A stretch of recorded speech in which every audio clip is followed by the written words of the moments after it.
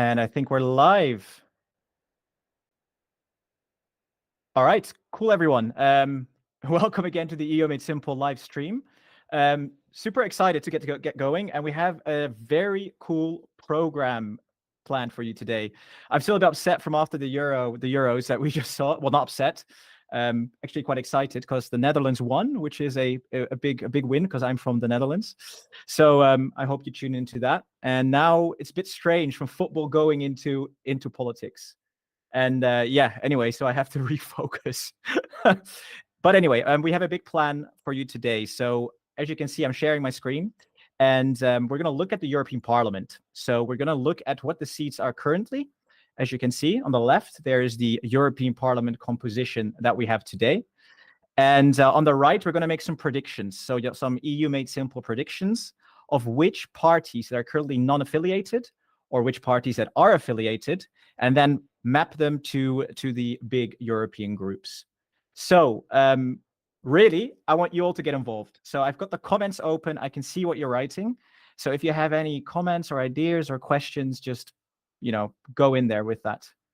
And also the cool thing is, we have 4 guests today from different countries in Europe. So we have someone from Romania, we have someone from Luxembourg, we have someone from Portugal that will basically also give us their ideas on what happened in their country during the elections and what's happening to their unaligned political parties. So that's a bit of the idea that we're doing. And at the very end, thank you so much for mentioning it. I am Sea Monkey. We have made 100K subscribers, so we're super excited. And at the end of the stream, we're going to have a little celebration. We're going to have the whole team on the call and really show you who we are and what we do. So hang in there. Awesome. All right. So what we're starting. So in the left here on the screen, you can see the European Parliament today. So we have the European groups here, as you can see. Just very quickly, for people that don't know, I mean, you should if you've watched my videos. We have the EPP. It's a center-right. We have the S&D, which is a center-left party, political group on the European stage. We have Renew Europe, which is the liberal, center-liberal. Then we have the ECR. They're right-wing conservative, so a bit more to the right than the EPP. We have the IND. That's the far-right faction on the European level. And we have the Greens. And then we also have the left, of course. They're far left. They are all the furthest left parties throughout Europe. So those are the parties on the European level. And I know if you've watched my videos, the way it works is we have parties within the countries that align to these groups. So for example, the EPP will have CSU, CDU in Germany. It will have Forza Italia, etc., etc. But if you have any questions, put them into the chat. Anyway, so what we're going to do is here below, I have all the national parties that are currently non-aligned. So these currently do not have a group that they're affiliated to. And as you can see, there's a filter here. We can also look at other political groups and their relevant parties. But today we're looking at the non-aligned parties. So and we're going to give them a group. So for example, the AFD, if we give that to the EPP, it's not going to happen. It's a joke. But if the AFD were to join the EPP, you can see here the predictions change. So what will happen is there's an additional 15 seats to the EPP that we're predicting from EUMS, giving them 205 seats in total. And based on the last week of everything that's happened, there could really be some shakeups. And we're going to go through all of these shakeups today, starting with the Alternative für Deutschland, which is the AFD. So that's what we're going to start with. So before we introduce our first guest, we're first going to talk about the AFD. And I think you know the AFD. It's a far-right party in Germany. And they have recently been kicked out of the IND group. So once again, we have the IND group here. And I'm just reading a comment. Andre, thank you for your comment. I can't wait to get to Sarah Wagenknecht. She is the 6th on our list, or 5th actually, or 4th. And I'll explain to you where I think she's going to go. But it's very exciting. It's a very interesting new party in Germany. And exactly, but going back to IND group. So the AfD in Germany has been kicked out of the IND for being too extreme. A couple things that happened, well, first of all, Maximilian Krah, their lead candidate, made some comments about not all Nazis being necessarily bad, which of course did not go down well with the IND, especially Le Pen, who kind of used it as a PR stunt and kicked out the IND. But the crazy thing is, kicked out the AfD from the IND. But the crazy thing is, on Wednesday this week, the far-right parties, in the IND, they met together, and there was talk about accepting the AfD back into the IND. And the last live stream, I said, no way the AfD will go back to the IND. But it's looking more and more likely. Le Pen said no for now, but I think after the election, I think the AfD will return to the IND. So I'm going to give them here to IND. And let me know in the comments, do you agree? Do you think IND will grow with the AfD or not? Would love to know. Anyway, that having said, we do have our first guest here today now. So as you know, throughout this call or throughout this live stream, I'm going through all of these unaffiliated parties. But for now, we are going to switch to Luxembourg. And we have a guest that is actually from Luxembourg. His name is Christos Floros. He is part of the Democratic Party in Luxembourg. And the Democratic Party got a seat in the European elections. I believe he ran himself. And also the Democratic Party is affiliated to Renew Europe. So it would be great to hear a little bit about what Christos has to say about that. And Christos, I think you're here, so it'd be great to hear what you've got to say about that.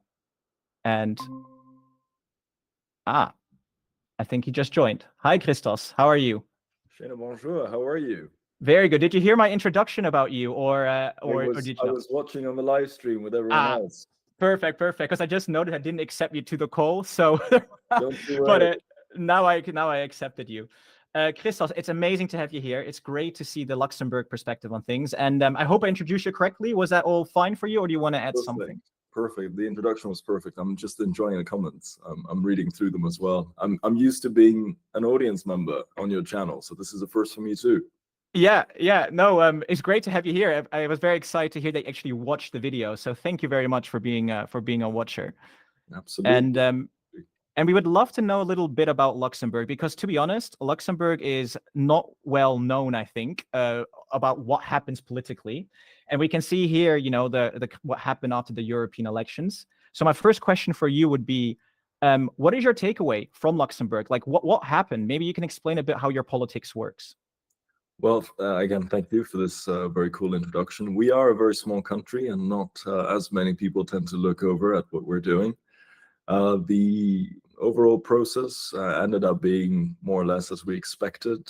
We didn't have a very big rise in the more extremes on the right. They only had 1-2% more than 5 years ago, but it was just enough for them to get their seat. Unfortunately, my party lost the seat. We had a very good score, but vis-a-vis how the others did, we did not manage to keep a second seat. And obviously, the socialists performed incredibly well, with Marc Angel from the LSAP, which is part of the SND, having an incredible score, obviously being boosted from his role as vice president that he took over 2 years ago. So yeah, overall, more or less what we expected. So you're from the Democratic Party, right? You're here. You can just for the viewers, I'm highlighting it now. It's this one here, exactly. I assume. Exactly. And you're affiliated to Renew Europe, right? And we do a lot higher level in our channel. So we look at how Renew Europe does throughout Europe, or Renew.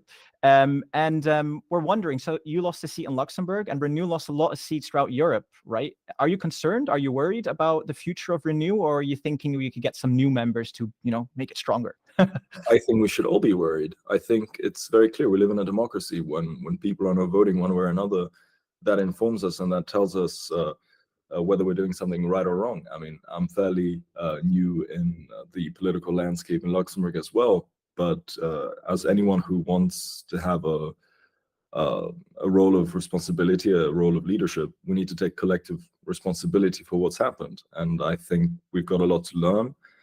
We've got to, unfortunately or fortunately, learn from those who do it best, especially when it comes to reaching young voters. Again, I've been watching your channel for a very long time, but unfortunately, the majority of young people get informed now on TikTok, and they'd rather watch, Jordan Bardella eating sweets and talking about how he tends to consume sugar before a debate than sometimes informing themselves. I'm guessing we're more or less the same age, Lambertus. I'm not sure. Yeah, I'll be very open. I'm 35, so I look younger, I think. Yeah, I'm 35. You look incredible. But I will be when I'm 60. I am going to be laughing. I'm going to look like 40, and it's going to be great.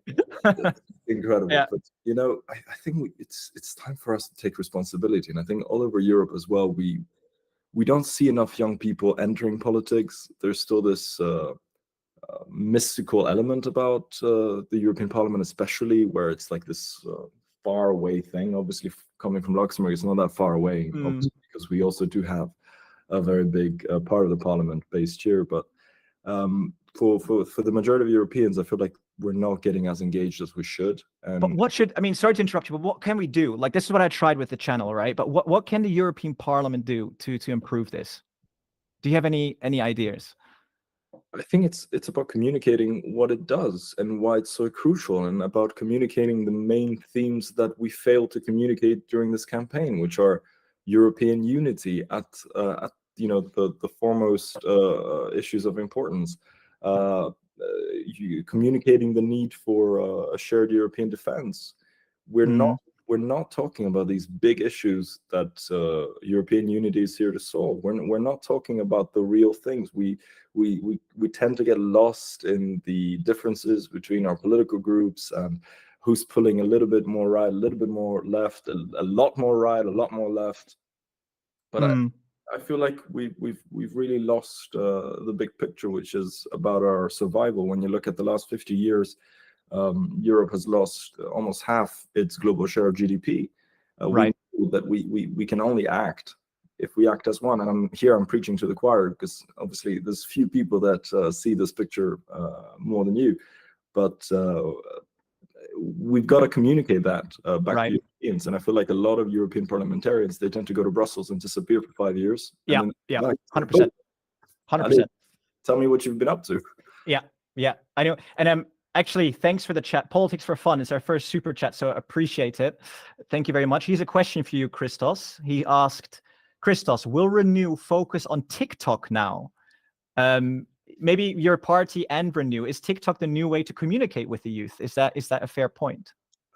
Without revealing too much about my own personal journey either, I'm going to say that I am heavily invested in ensuring that we explore all avenues of communicating with people, because the responsibility of a politician is to find the town square, and what started in ancient Greece on top of a stone in the middle of the agora, whatever it is today, we gotta be there. So right. Okay. Then maybe if we look a little bit at, I know it's a week after the election, but I would really like to ask you about the winners and also the losers of the election. I think there's some big names already floating around, but also from your perspective, what are the winners if I asked you about that? Or who are the winners? In my country, I mean, undoubtedly, when you look at the scores, Charles Goerens, who was leading my list, even though he received a few less votes than he had last time around, he was still elected by far first in the country. Okay, so that's incredibly clear. Then the socialists. Is he? Did we put him on here? Is he here? Or yeah, maybe he's 1, 2, 3, 4, 5, 6, 7th on the picture there. There you go. This guy here, right? Okay. Million Shahad, he was here. Yeah. So would you say he's top level? Like, would you say he's like the top performer from the biggest winner in Luxembourg? So should we put him in euphoria here, or what would you think? I mean, Charles Goerens, I have to say, because I do talk a lot about young people getting involved in politics, and as he says as well, at 72 years old, he's definitely not the youngest. Right. I've never met. I grew up in the Euro bubble in Luxembourg, and I've never met someone who understands, an MEP, that understands better the inner workings of the European Union as Charles Goerens does. I mean, his view on the responsibilities of the European Union vis-a-vis the African continent, vis-a-vis Global Gateway, his understanding of the framework of the European Investment Bank and what it does as a. But he's very pro-Europe in that sense. Absolutely, there's nobody more pro-Europe than and I mean, considering you're part of Renew and all that, and your party, so your party is also very pro-Europe, right? Which is why, right. And then you had, of course, Marc Angel. I'm not sure if you have him there in the pictures. I might not. The vice president of the European Parliament and the lead candidate for the Socialists. He had an incredible score. He's a very kind, a very passionate politician, involved in politics for all the good reasons. And I think while I'm saying this, I'm also realizing for some people who might be surprised at the fact that I'm talking very nicely about politicians and other parties, in Luxembourg it is like this. We all know each other. We meet at the market almost every Saturday. We talk with each other. We are pro-European. If Mark Kangel does well and he represents ideas, I'm happy for him. If someone from the Green does well, I'm happy for them. It's a bit of a different culture. So I mean, that's a good question. Polarization, right? Because if I look at Germany, where I live, I'm not German, but if I look at Germany, you can see, there's a contingent that votes very far right. There's a contingent that votes very far left, and there's a bit of polarization in the country. Would you say that's less in Luxembourg? Yes, absolutely. It's just very difficult to say the same thing and hope the same thing among the young population. We saw here one of the issues that defined the young vote was the ongoing tragedy unfolding in Gaza, and it really divided the young vote. It polarized the young vote. I had a lot of people that I know that came to me and said, "Oh, I voted further right than I used to, or I voted further left than I used to." Right. And it's we all collectively, I think, did a horrible job at conveying to people how much agency and how many limitations we have to influence the situation on the ground. I was of the opinion, and I am glad that we toed that line of we cannot overpromise to have influence where we don't. I didn't want to have that on my consciousness of having promised things that I can't deliver on. Right. But it definitely polarized young people very much, and you see that because we have arrived at a point in time that unfortunately any civilization comes to, because I do like to see the big picture where we like simplistic slogans. We do. I'm very worried about the future of Europe. I was very worried about coming onto your channel as well a week after the elections, because I am unfortunately slightly pessimistic about the future outlook for the European Union. I've never been as worried about our unity as I have been right now. And unfortunately, as a politician, you can only say that after elections. Right. Before that, you're just trying to stick to the political machinery. But yeah. Well, let's talk about simplicity. I have a difficult question for you, or maybe it is easy, a yes or no. Tom Braxis from the chat. Thank you very much, by the way, for the super chat. Asks you, does Christos stand for the federalization of the EU? Actually, it's a yes or no question, isn't it, Christos? Easy. Let's go. So no question. Yes.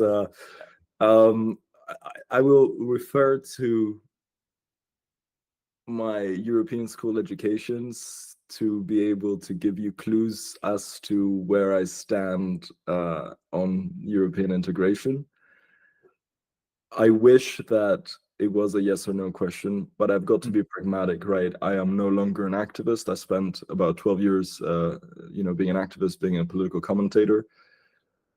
I now have to, unfortunately, take responsibility for guiding my society as much as I can when elected, one way or another. And so I would definitely move towards more integration, but I can't give you a blanket statement on things that I know. are so far away, right? I wish I could tell you, Lambertus. I wish I could give you a yes or no answer, but don't you think some topics, though? I mean, if you ask me, right, there's some areas, again, I don't want to give too much opinion away, but some areas where I'm like, it probably doesn't make sense.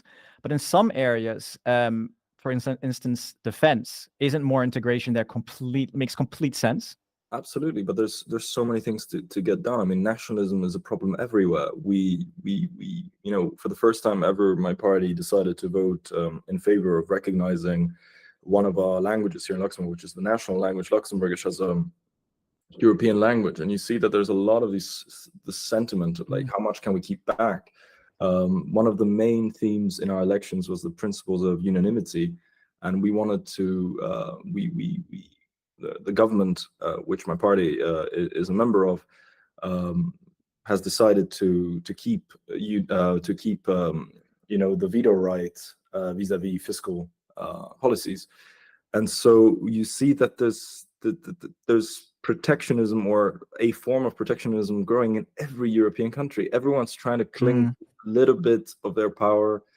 When you enter the political system, and I don't know if it's because I come from a small country that I feel like I'm comfortable talking so openly about these things, but I think when you enter politics and you realize that it really is the way that some people on the outside of it imagine it, you kind of understand why there's so many roadblocks being put on the way when things are comfortable, because people get comfortable to the powers and the abilities that government gives them. So absolutely. I mean, when you asked me about defense, I mean, when you look at our inability to act united vis-a-vis all these big conflicts around the world, it's a real big shame. And then I saw recently the country of my birth, Greece, is lobbying the Israeli government to try and build an Iron Dome for itself.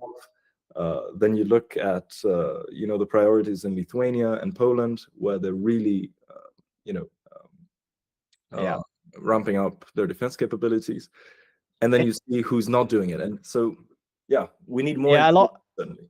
It's so hard, right? Because everyone has a different history and background, right? So for example, like you said, the Baltic states, I mean, they have a history of like a bad history with Russia, for example. So I guess they are more inclined to then see the threat, or in their eyes, a bigger threat than, for example, a state like, I don't know, Spain, maybe, who's very, very far away from the front line. But moving away from that topic, because we have another super chat. Thank you very much, Jeremy Mary. Again, I'm throwing curveballs at you, Christos. I'm sorry. I hope that's okay. Don't you worry. I saw the same question. I thought we got to answer that. And let me read it out so everyone can hear it. That's not muting. So, what's your stance on the development and deployment of nuclear technology in support of the renewables? There you go. Just to make sure, we're talking about nuclear energy, right, as a source of. Let's assume it is. Yeah. We have decided to be clearly against it. Again, there are various reasons why Luxembourg takes that stance. But on my part, I have to tell you that the line is we're clearly against developing nuclear tech further. I know it will disappoint some people, but that's the reality of Luxembourg. That's what we stand for. Is that like a whole Luxembourg thing? Do the parties agree with that, all of them, or is there different parts of different stances? Only the far right in Luxembourg disagrees with that statement on this issue. So who are the far? I mean, sorry, I don't know a lot about Luxembourg politics. This is part of the reason. Yeah, you've got your ECR there. That's what we consider. That's what you consider far right. Okay. That's where the term starts, and then of course you had the Die Conservative that are not party. You can tell by the election results that we have non-parties participating. So you've got left as well that didn't perform very well.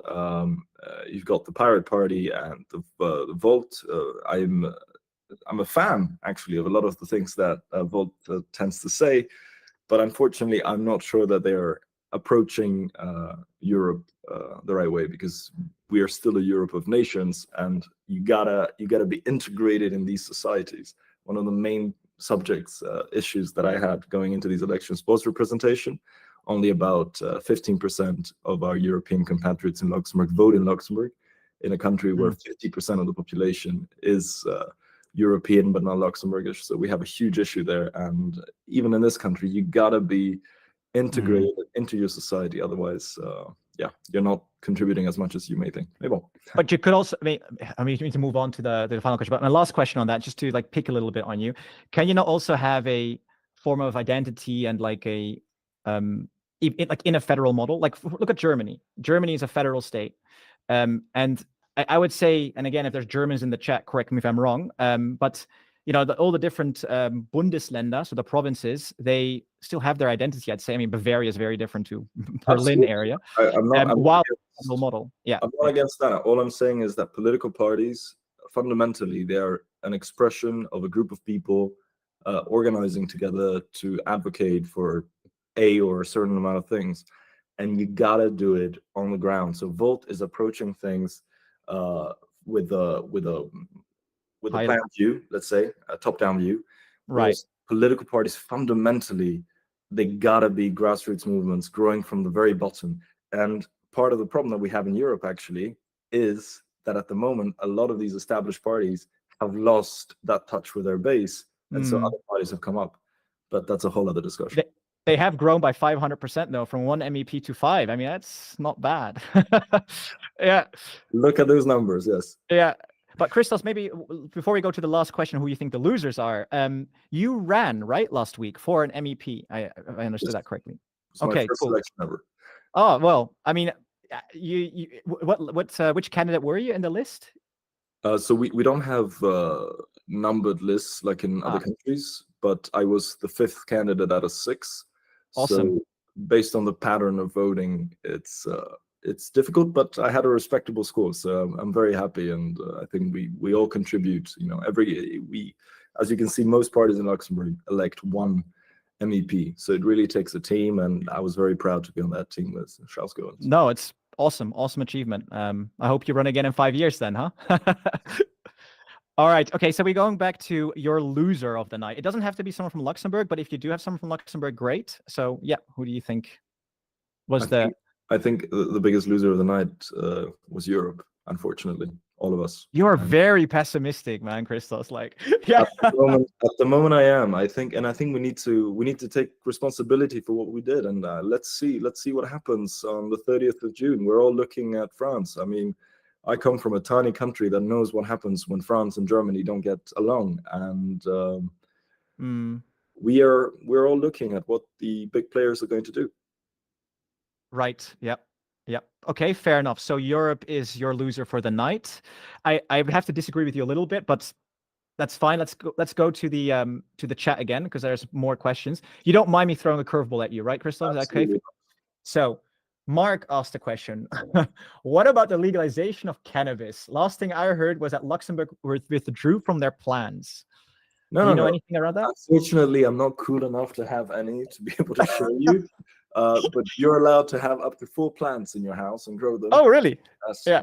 And smoke them in your own in your own space. Unfortunately, we haven't gone to the step where you're able to buy legal cannabis at a pharmacy yet, but it's still a plan. And our youth, our young liberals in Luxembourg, are very, very active in continuing to push for that. Right. Okay, no, very cool. Okay, there's another question. All right. I'm not sure if that's a question you can answer, Christos, so don't worry if you can't, but he's asking, as far as I can see, Volt actually supports nuclear power. Is that true? Sorry, I want to know so I can see where to cast support. Do you know, Christos? Otherwise, in Luxembourg, right? Or overall? Volt generally. I know you're not from Volt, so it's a bit of another curveball, but I want to say that what I understood was Volt was supporting nuclear energy as part of the transition, which was again right. Yeah, it's a bit unclear area. But seems to be a touchy topic, this nuclear power. A lot of people have strong opinions on it. Yeah, I understand it, because we're talking about energy independence, and a lot of the decisions that Europe will need to take in the next few years have to do with our ability to be energy independent. But we'll see. But from the Luxembourgish perspective, we're not going to be able to support that, and there's clear reasons why. I will give you a little hint. It's called Catenom. Okay, well, I'll look it up. Christos, it was amazing to have you here. So for everyone, please thank Christos. You can find his details in the description. As mentioned, he's from the Democratic Party in Luxembourg, who won 1 MEP last week. And great to have you here. And if you have if you want to say anything to close the session, then happy to do so, Christos. Lambertus, it was a pleasure talking to you. Congratulations for having this great channel, and I look forward to looking at your videos, your next ones. Yeah, we have some in production, so perfect. Thank you very much. Bye, Lambertus.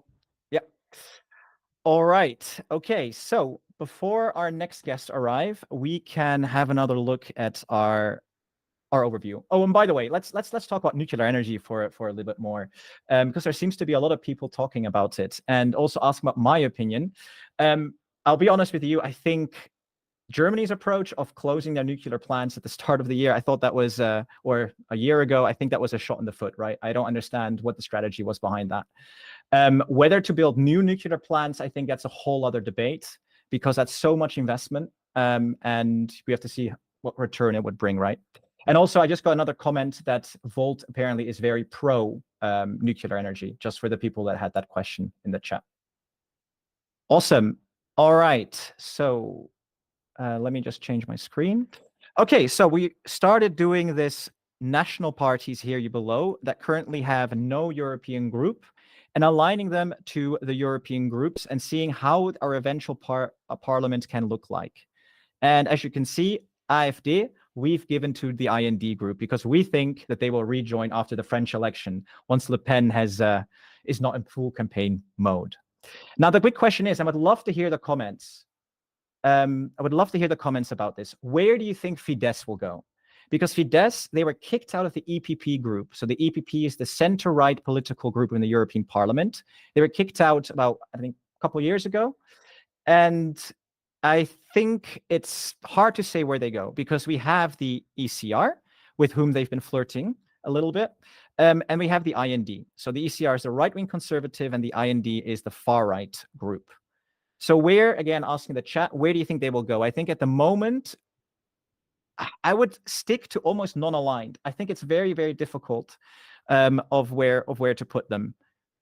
So let me know, or maybe the ECR. The ECR could also be a possibility. The one thing that is for sure, though, I think Fidesz and the AUR below, I don't think they can work together. Yeah, here we can see some chats. So Saint Eloy, you think Fidesz will stay neutral? Exactly. Either IND or they won't join any group from Anya. Yeah, this is exactly my thinking. So there's also a reason why they weren't part of a European group in the last couple of years, right? Even though the ECR and the IND existed. So it's very, very difficult to say. I can do a poll. I think poll is a good idea. I have never actually done a poll, so I'm not sure if it's possible. Let me have a look if I can do a poll. That'd be a really good way to do it. And here we go. I can start a poll. Perfect. Will Fidesz go? So bear with me. So will they go non-aligned? Will they go ECR? Or the option 3 will be, will they go IND? So, all right, I started the poll. So please let me know what you think, and then we can move them along.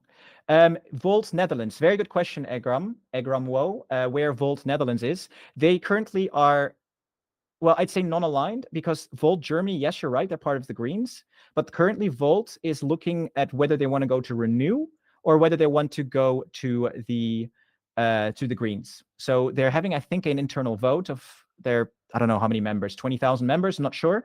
And once that vote is done, that vote will decide where they go. So again, let me know where you think they'll end up.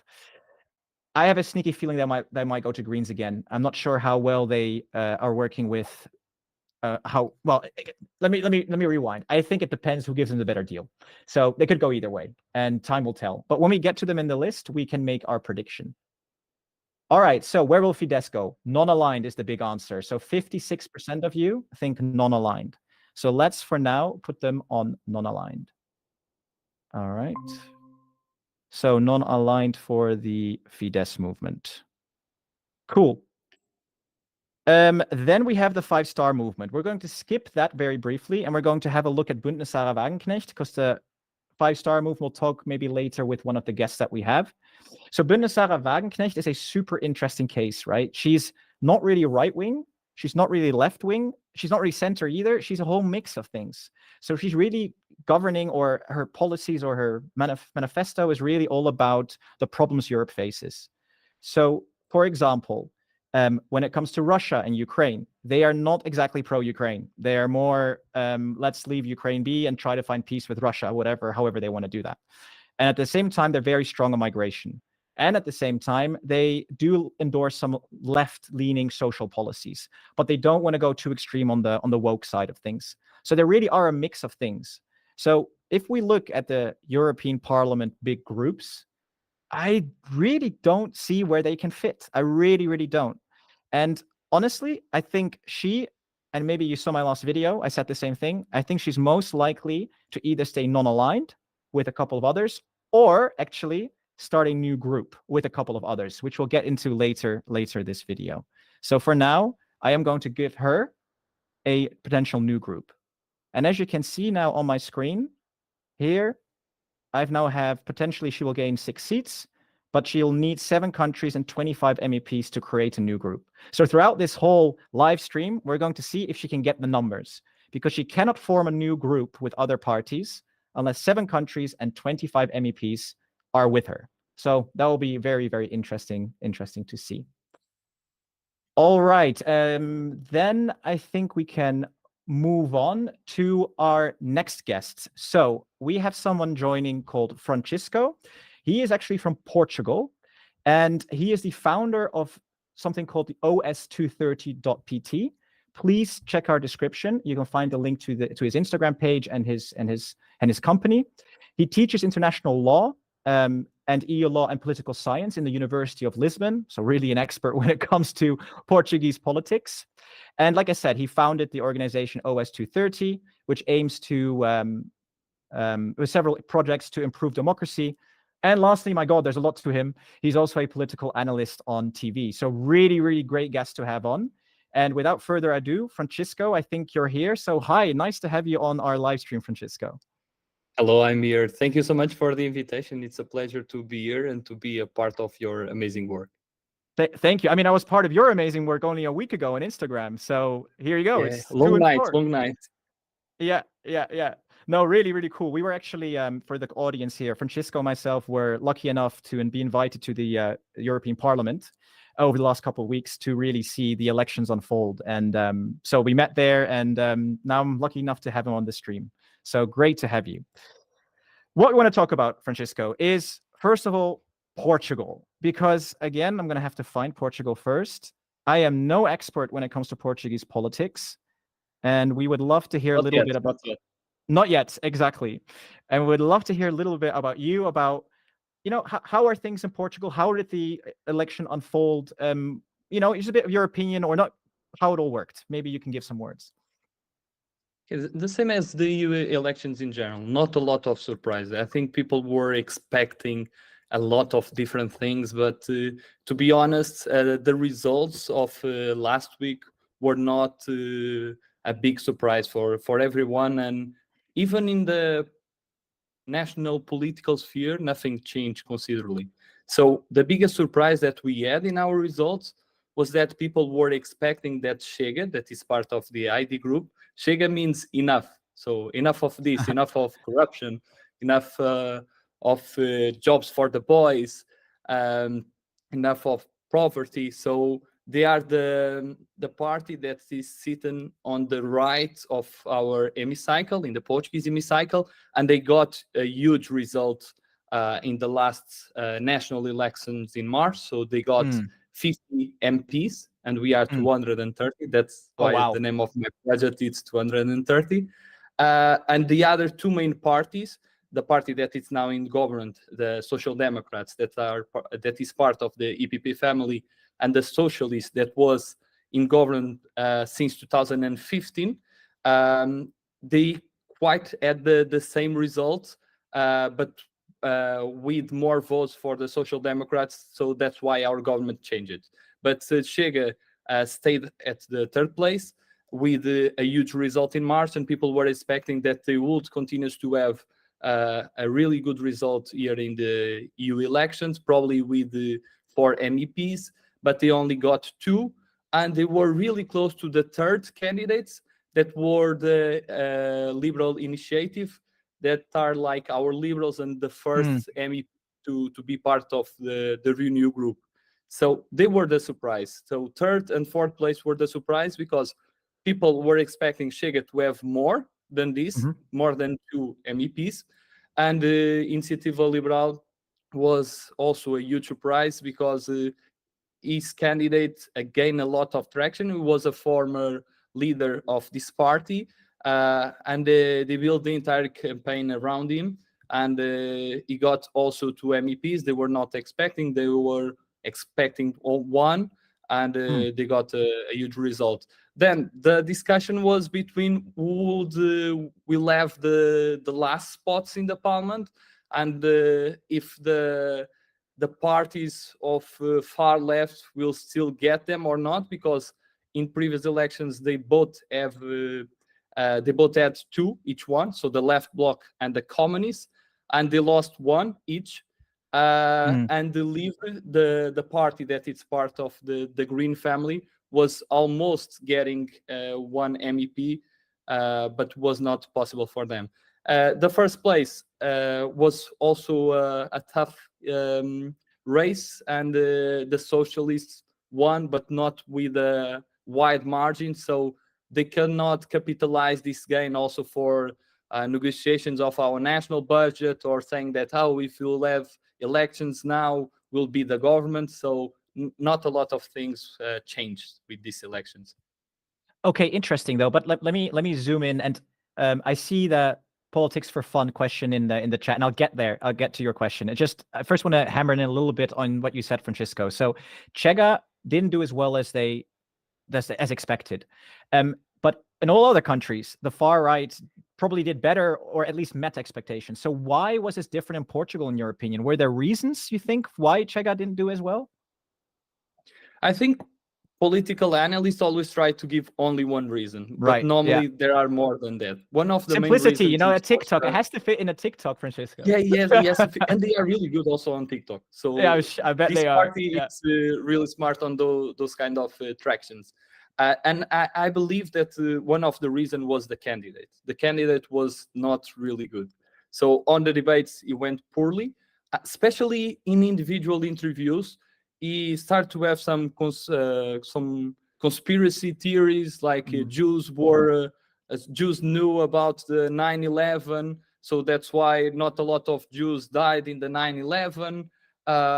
Then the problem of Milosevic was with his wife.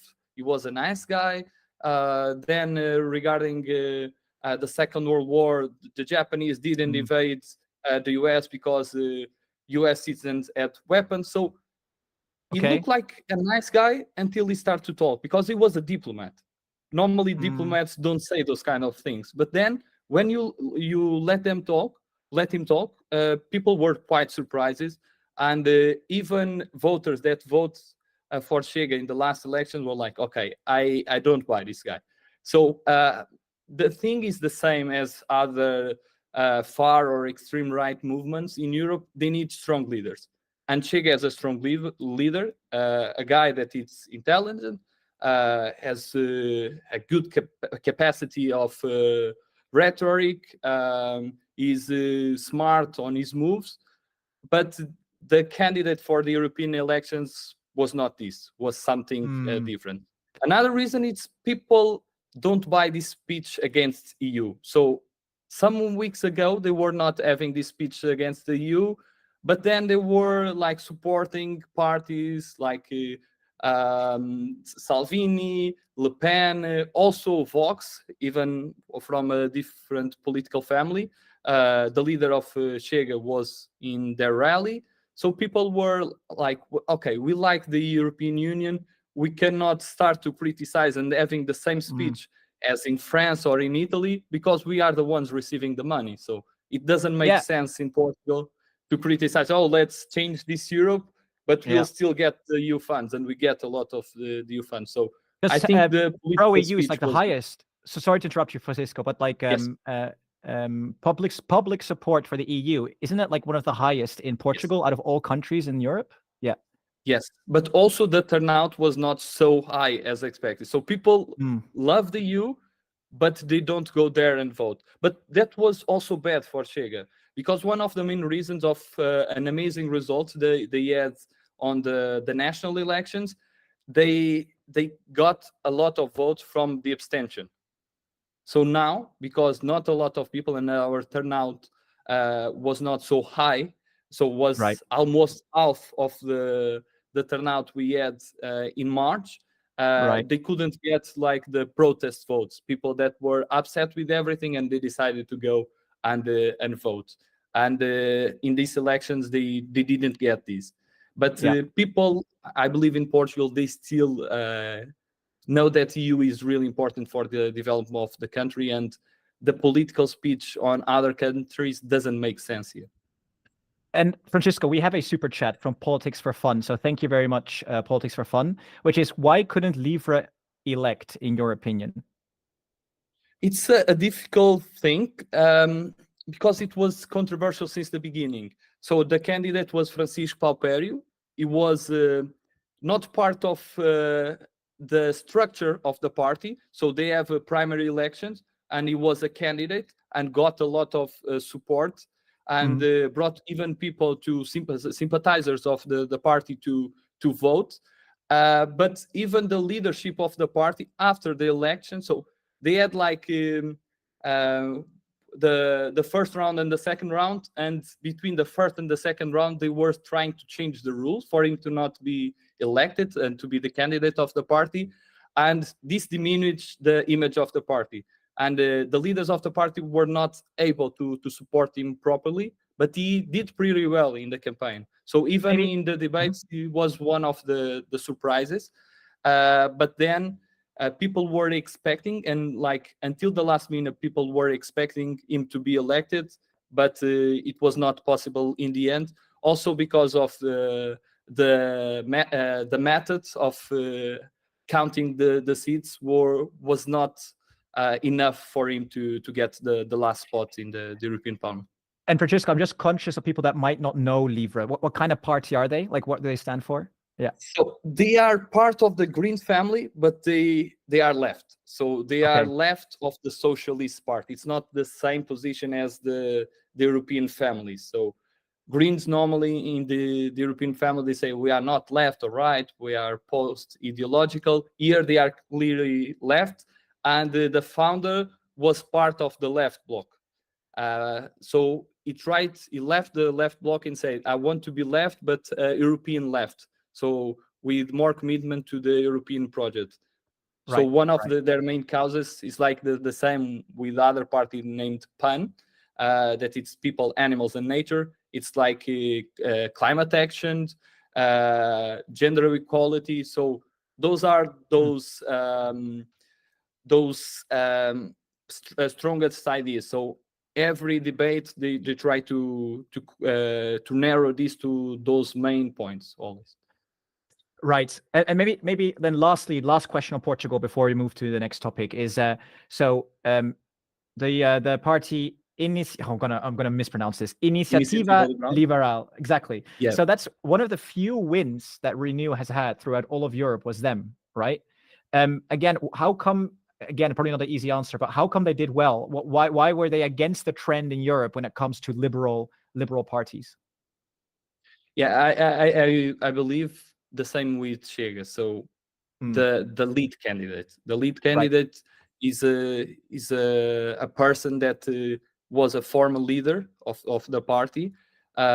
He had really strong popular rates in Portugal. He's also known because he did something outside politics, so people appreciate this, and he is a strong communicator. So even in the debates, he tried to present that, okay, I agree with Europe, but I want some reforms, and especially with the young people, because they also have some traction on social media. I think they played really well.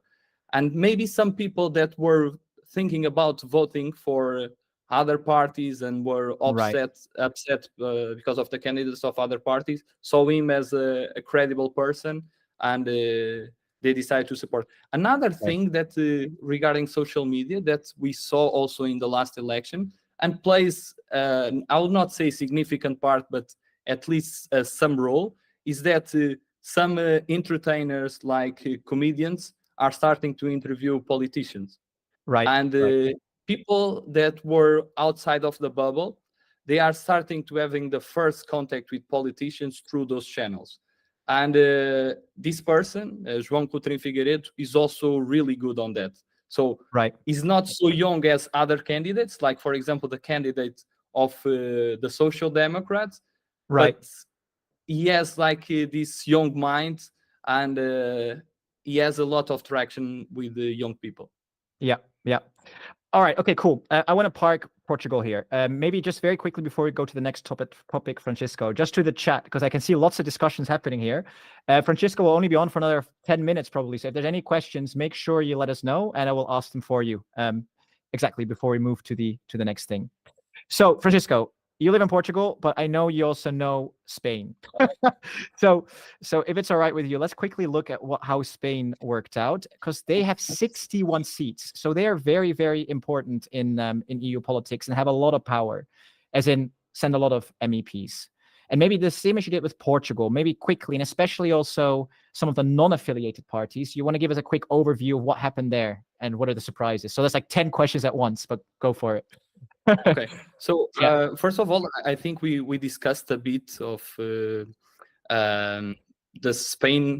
Spanish representation, also because for Portugal was also an argument that our votes are not so decisive as other countries, and some commentators on television were saying, okay, the Popular Party will elect more MEPs than the entire Portugal, so we are not the ones deciding the main decisions at the EU level. But to be honest, I think Spain was not a surprise. Also, if you look for the results of also last elections, people say, okay, but the party of Pedro Sánchez, the prime minister, lost the elections. Yeah, but they lost it also back in the previous elections.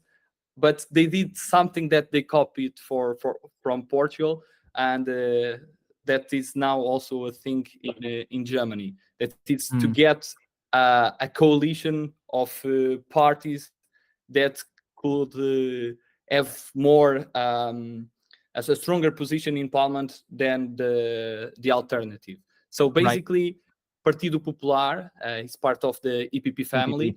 They also won the national elections, but they were not able to form government because all the left, they joined against them, even though they didn't have the support of Vox. So they didn't say that the Vox would be part of a coalition in government. They decided that they didn't want Partido Popular to form government. And Pedro Sánchez always did this idea of António Costa, our former prime minister, that was to gather the left, even with some difficult agreements. And for him, it was even more difficult.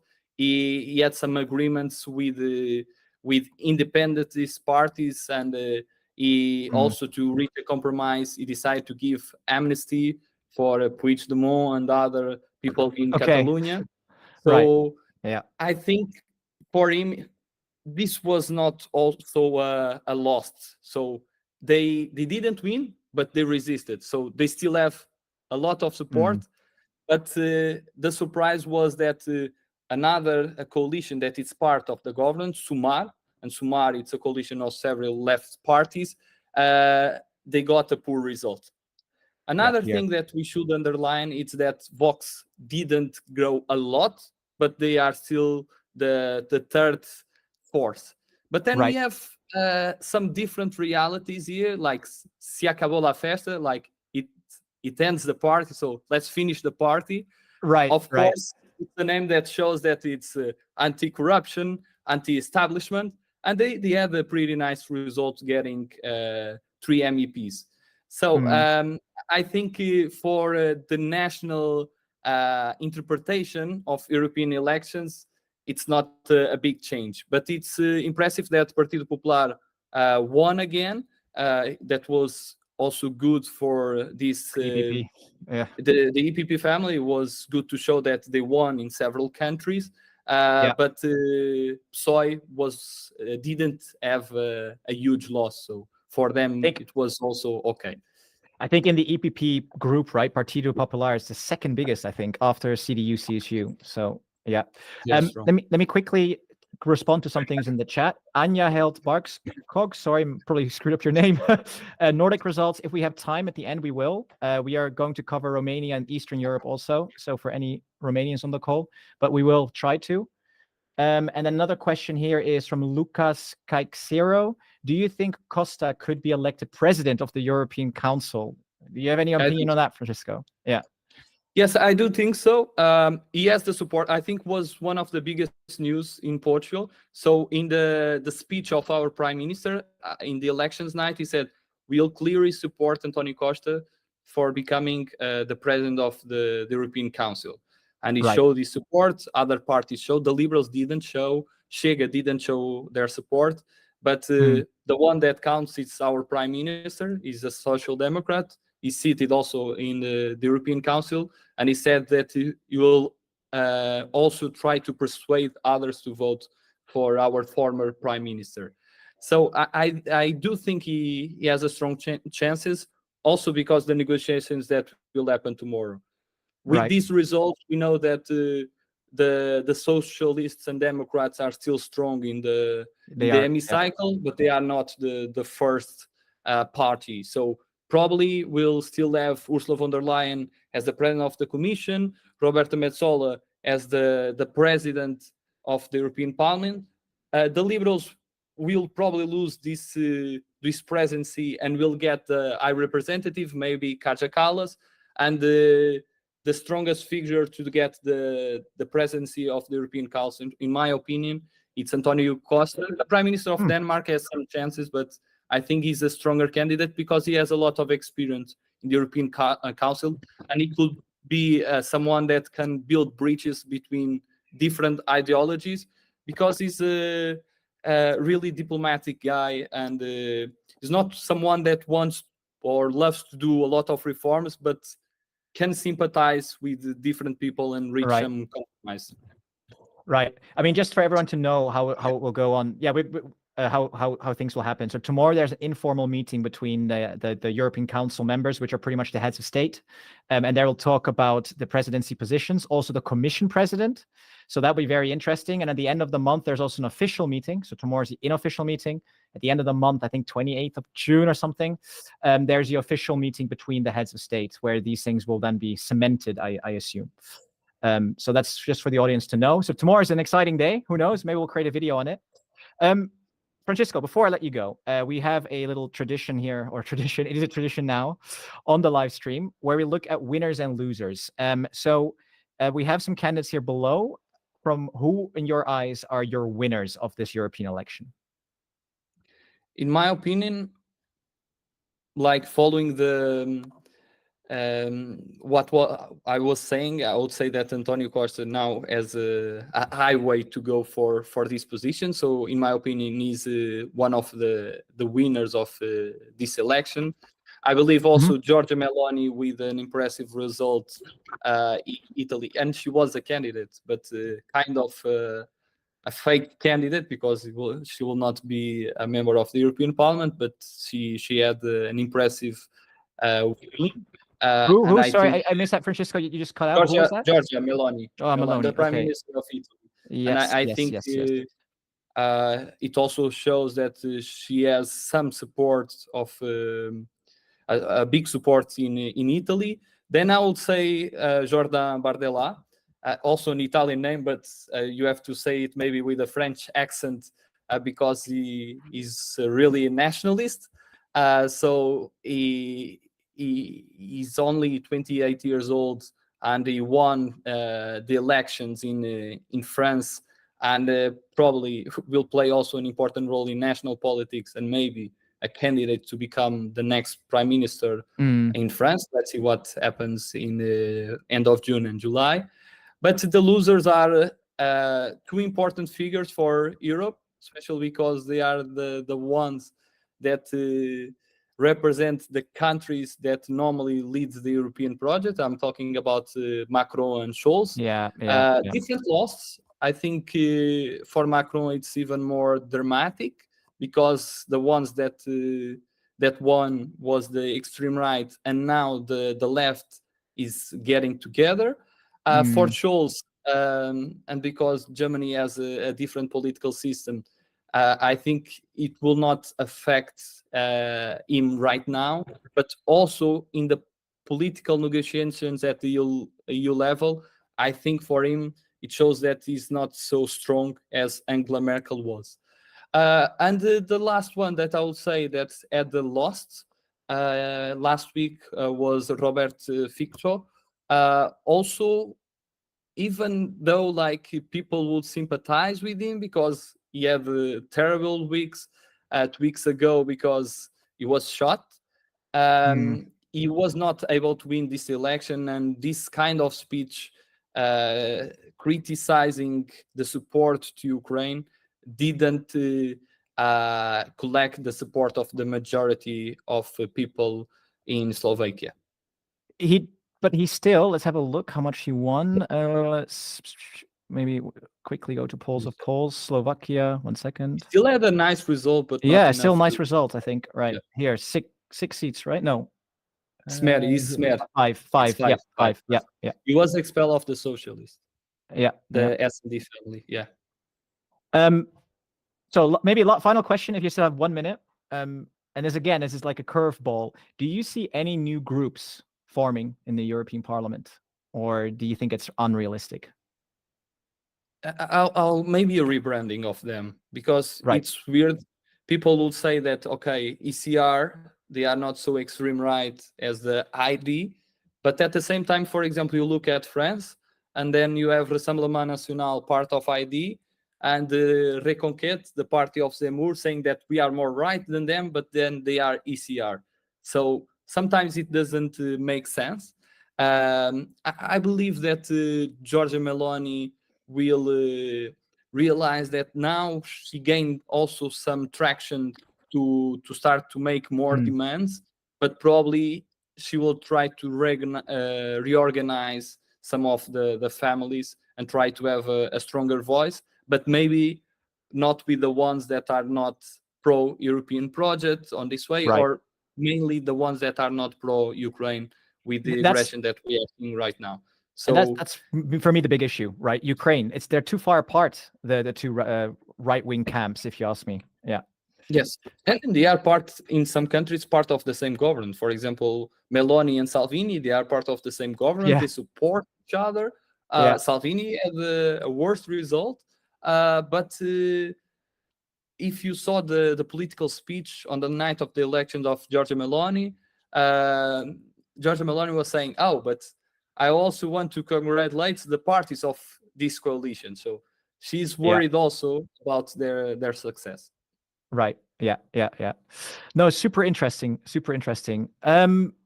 Francisco, I think we talked about everything we want to talk about, but I have one more important question for you before we close. I promise it's the last one. Who will win the Euro Cup? I believe it's Portugal. I think Germany has strong chances. I saw some polls saying that's England, but I believe they are coming home earlier.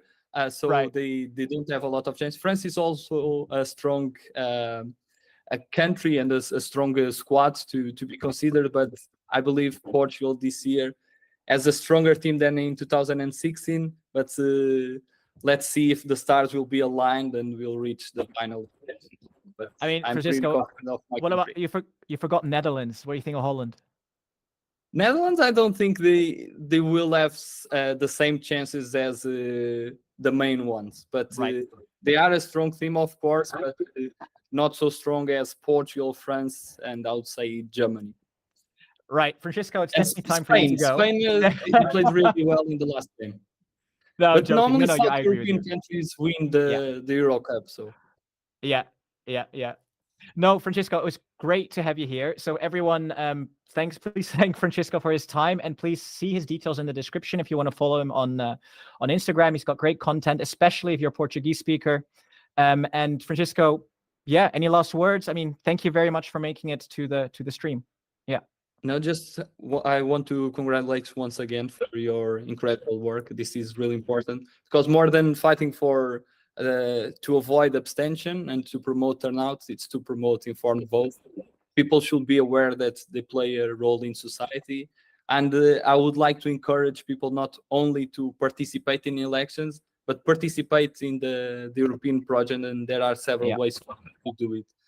And throughout the engagement, I think can create a better community. Yeah, thank you, Francisco. You're doing the same thing, right? So also congratulations on your work, and I'm sure this won't be the last time we're on the stream together. Sure. Thank you so much, my friend. Thank you, Francisco. I'll see you next time. Thank you. Bye. All right. Okay. So there's quite a few questions in the chat that we didn't get to, but let me go through them if I can answer some of them. So firstly here, let me scroll up. what are the available pictures and winners and losers based on? Well, we asked our guests beforehand who their winners and losers are. And of course, we also have some generic ones and edited them to the board, because otherwise, of course, this would be quite difficult to do. And then someone else here, Andre. As someone who from Slovakia, I don't see Fico as a loser. Maybe he won only 5 seats, but you need to consider that breakaway Hlas also won a seat and far right Republica won 2 seats. Yes, that's true. So I think maybe we can brand it as the right wing or far right. It was definitely a successful night for them. But for Fico himself, of course, he did lose a seat, right? So, or only won 5 seats. So maybe that's the way we can the way we can spin it. Also, by the way, while I have all of you here, we are not sponsored by the EU, nothing like that. We are an independent channel and brand. So please do check out Patreon if you do want to support us further. And also the super chats and questions that you make, they really help us go further. So really appreciate all of that. Please check it out. It's in the description of the live stream. So let's go back to party allocation before our next guest arrives. So what we've been doing here is going through all of these parties and aligning them to groups. And next up is Confederation. So Confederation is a more far right party in Poland, and they're not good friends with peace, but yeah, exactly. They stand a bit more to the right, are a bit more sympathetic to Russia, I'd say, if I wanted to say it diplomatically, and yeah, they are currently non-aligned, so they don't currently have a group that they're working with. And to be honest, if they were to join any group from an EU Made Simple perspective, we really think that they have a good chance of joining the IND. And that's what we're going to give them. So if they were, I don't see them going to the ECR, especially because peace is in the ECR. So I think they suit the IND much better.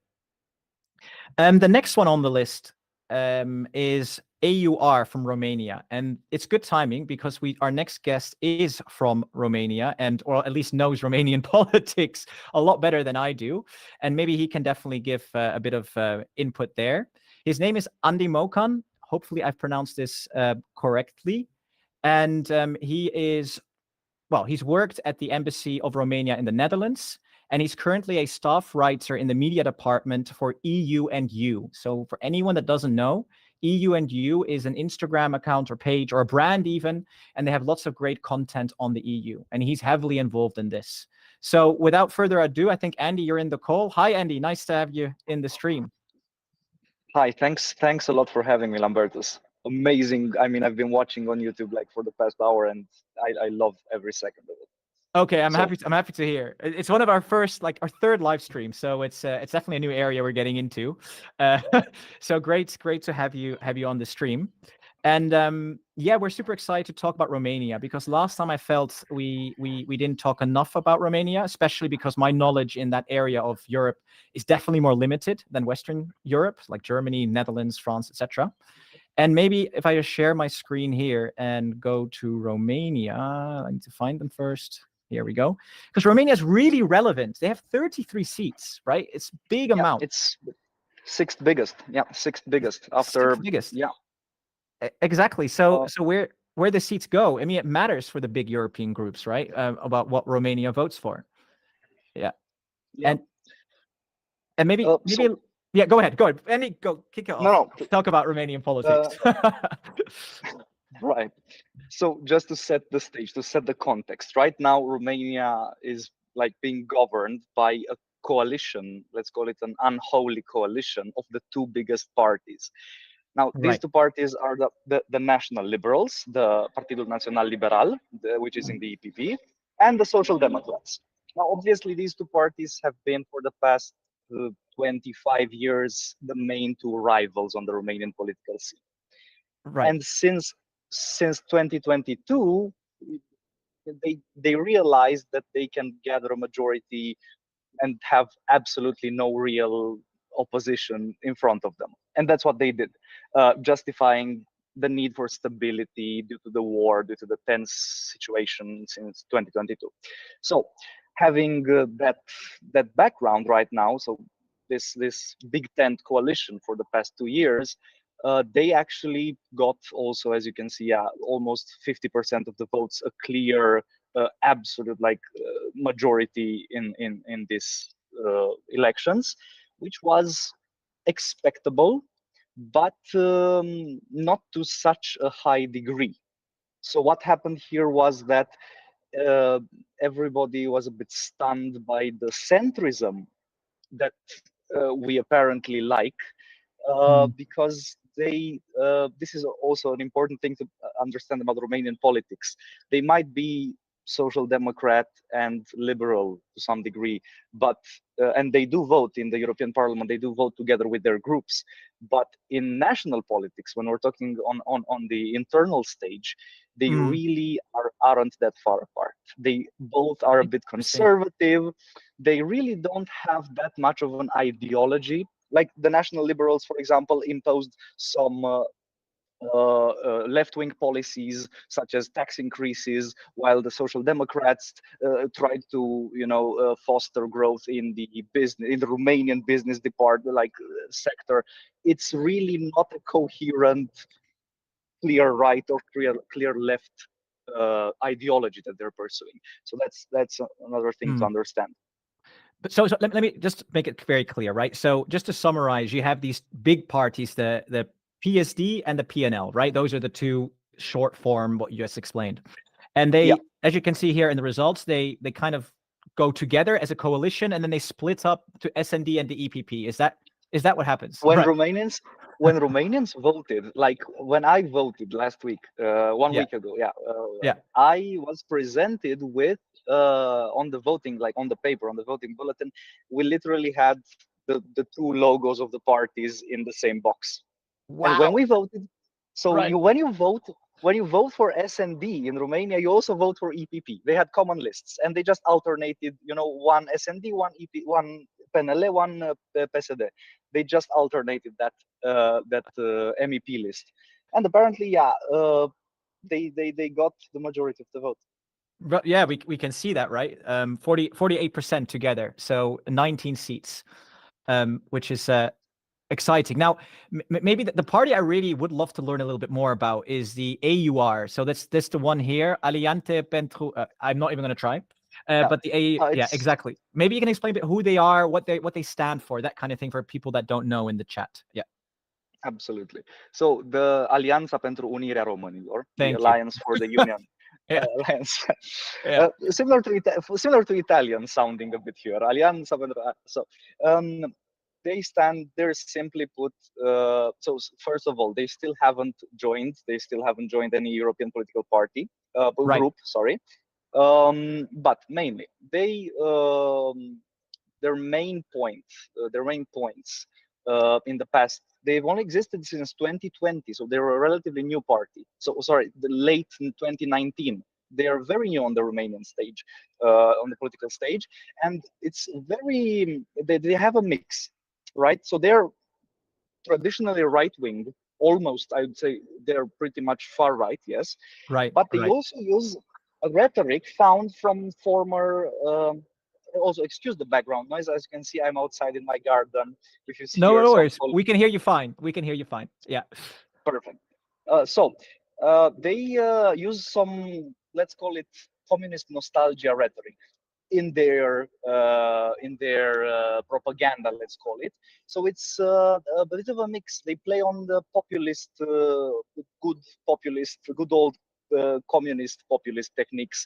For example, they try to revive these great personalities from Romanian history, like medieval kings and princes, and literally on their campaign posters they had Vlad the Impaler, as one of the promoters, so to say, icons. So they're opposed to everything progressive, everything on the green side, everything there. They're also opposed to problems such as abortion rights, women's rights. So they support the traditional family. They are against the LGBT community and whatever that takes. And obviously they are pro Orthodox Christianity, so they're also a bit involved into this type of discourse publicly. Interesting. And maybe you've already mentioned it, but just to clarify, what's their position on Ukraine and Russia and everything? Now this is where things get interesting, because as you know, Moldova, the Republic of Yes, Moldova, of course. is ethnically a majority of Moldavans are Romanian. Anyway, it's like you could put it Austrians and Germans, something Okay. similar. Okay. Speak the same language, same ethnic group, let's call it, right? But Right. obviously, because Moldova was in the Soviet Union and so forth, they got separated and didn't rejoin Romania. Now, this is slightly our point of view, the AUR point of view, is that they say that there are some territories in today's Ukraine that once belonged in the interwar period, in the 1920s and 1930s, belonged to the Kingdom of Romania, and that still that is kind of the historical legacy, the historical claim that we could have on that area. And obviously they push for union with the Republic of Moldova, the AUR. Right. That's why it's called the Union of Romanians, the Alliance for the Union, because you want to unionize all of Romanians, this nationalistic clear goal that they have. And that's what the AUR also stands for? They want that, or? They, of course, publicly not achievable, and they haven't really pressed on that point a lot on these the past years. But that was one of their initial goals. That's how they entered politics, more or less, and that's how their leader George Simion entered politics in the first place, through unionist movements like those. As to answer your question, the stance on Ukraine is that they really don't the classical, I'd say, classical Eurosceptic point of view, that they shouldn't really support any kind of involvement with supplying weapons, collaborating. So we should, we should keep to our own country, our own interests, now there's also it's also been proven that they were partially funded, at least a few years ago. Now it's a bit unclear. They were funded by Russia. They received funds, and we'll get to another party, the SOS Romania. You can see it on the list there. That'll be the next one. But we'll get there. I just want to zone into AUR for a bit, right? Because they're currently, it's 5 seats. I mean, that's almost as much as the smallest countries send in MEPs, right? It's not insignificant, 5 seats. And we are wondering, or I am wondering, do you think that they will join a political group on the EU level or not? Realistically, if Fidesz from Hungary doesn't join the ECR, like, my prediction is that they will join ECR, because I give you a funny example. A few months ago, sorry, I believe in April or March, George Simion, the leader of the AUR, took a selfie with Meloni and gifted her some ancient Roman stuff, because as you know, Romania is also a Latin country, and try to play on that. So he will probably go, now that they got 5 members in the European Parliament. They will probably try to align themselves to ECR if they don't have any kind of competition, let's say, mainly from Fidesz. That is the main conflict there, because Transylvania, it's a mixed region, ethnically speaking, and they obviously have no good relationship with let's call them, from the Romanian perspective, they call them the foreigners. It's interesting too, because I mean, this is a small thing. Well, it's an interesting thing, like Orban from Fidesz, like wearing. Go ahead. I am from Transylvania, right? I've grown my whole childhood with Hungarian neighbors, and just so you can understand, it's a bit of an inflated conflict. The conflict doesn't exist really between people over here in Transylvania, where we've lived for the past 500 years together in peace and actual harmony. Now, obviously, they find this as a reason to, say, but a scapegoat, let's call it. They find it, But so is there's a conflict? By the way, first, let me just, there's a very nice comment. Tiago Rosa wrote, very interesting insight into Romanian politics for a West European like me. So thank you, Andy, first of all. But let me quickly understand the conflict between Fidesz and the AUR party. Is it because they both see like, for example, Orban from Fidesz wearing a Greater Hungary shirt, that kind of conflicts with what AUR want? Is it territorial in that sense, or how would you explain that? Now, ideologically, they are rather close. So that's not the problem, because they're both conservative in that matter. Now, the problem is strictly, I would believe, there is this area in the middle of Romania called Sekerland, which is basically filled. It is truly an exclave. So it's surrounded by Romanian ethnicities, and it's in the middle of the Carpathian Mountains. That is where Orban, once per year, has a little visit to some thermal baths, and there he has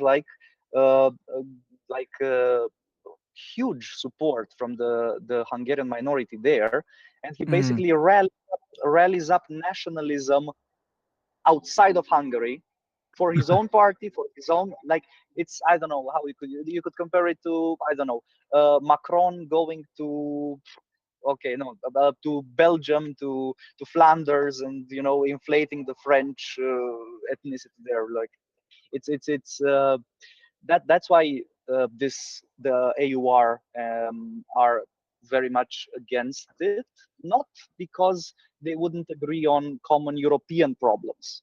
It's simply this 100-year-old, rather stupid and artificially constructed conflict.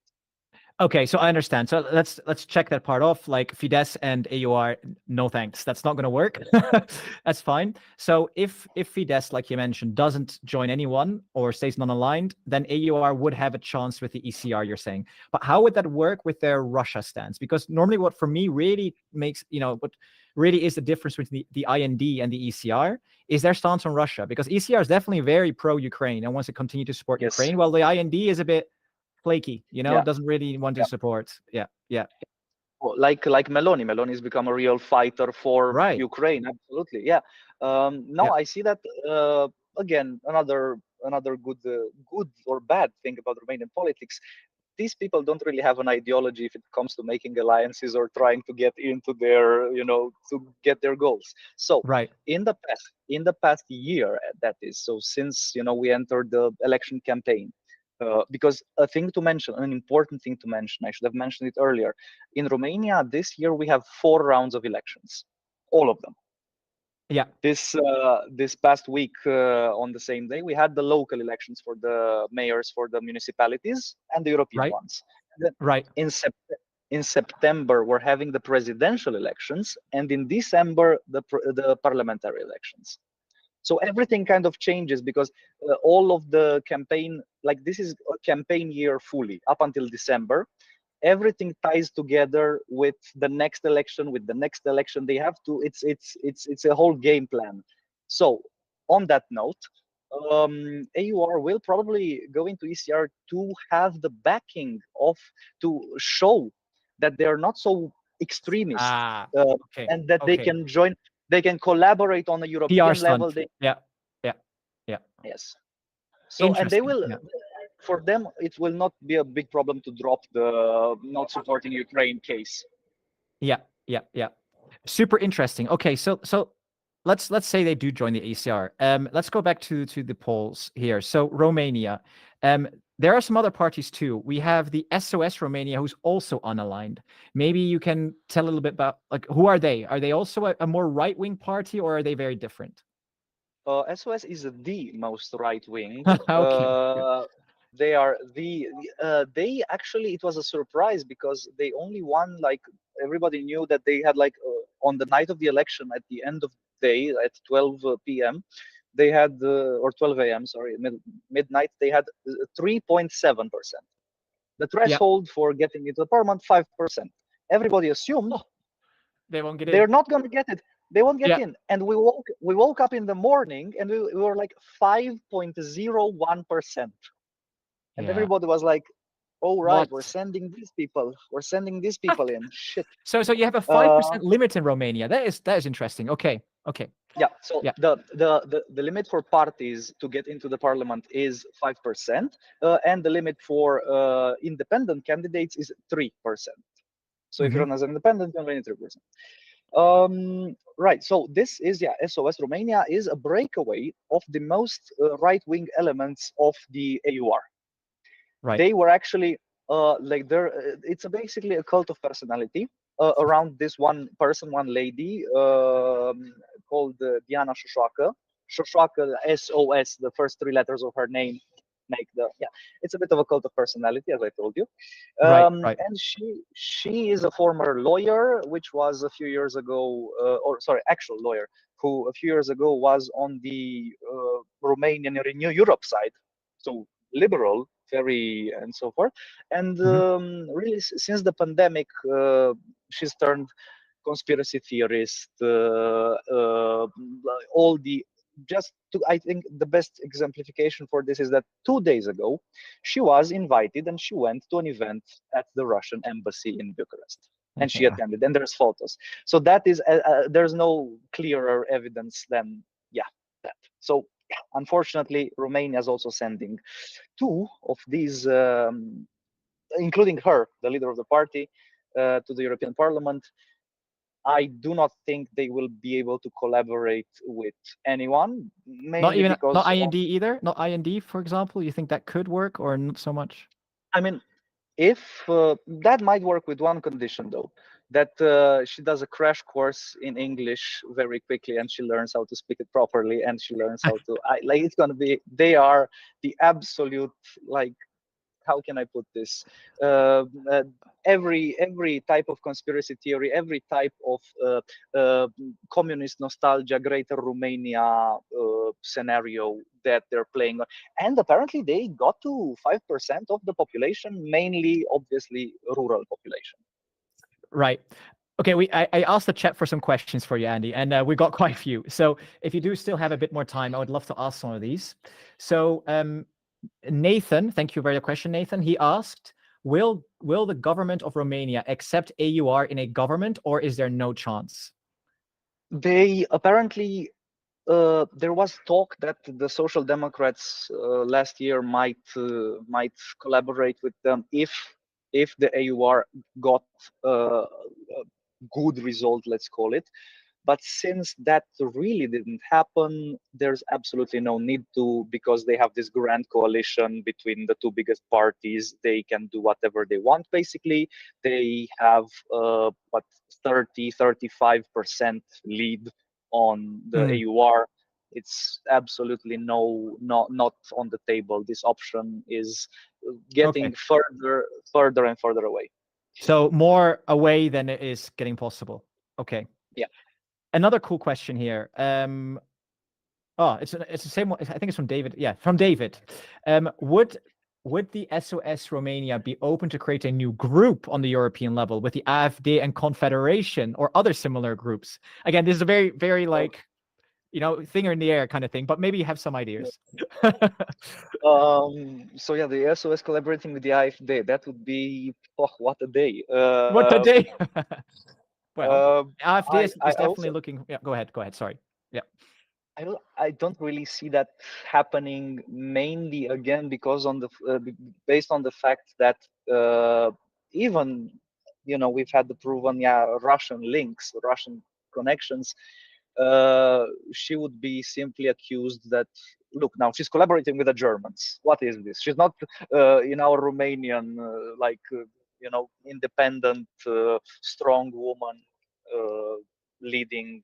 No, it's not realistic. And obviously, with all that, she's just, let's call it, an agent of chaos. She doesn't really know how to collaborate.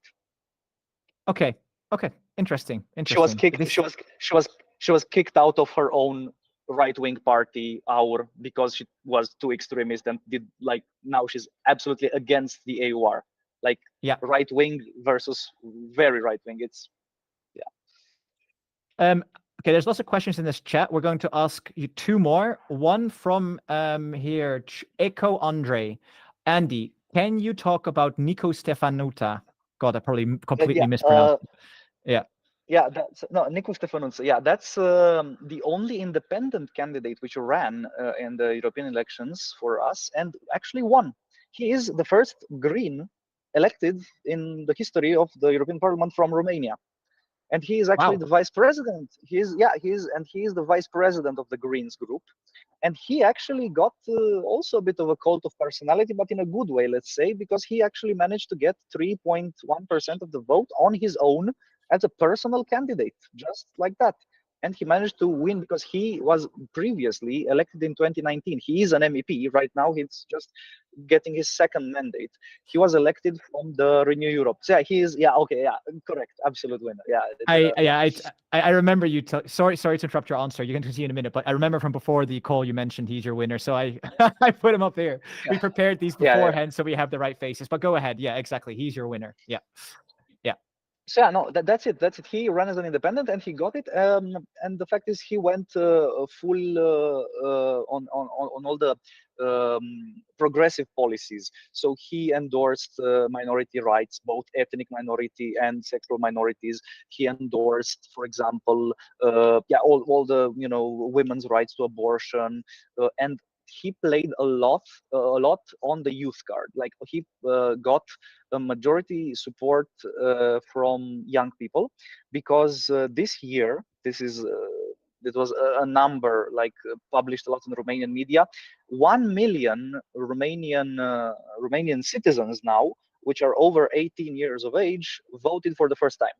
So 1 million went to vote for the first time, which meant that he actually could gather that support from this young voter base, young progressive voter base, and he managed to pull, I think, like around 350,000 votes.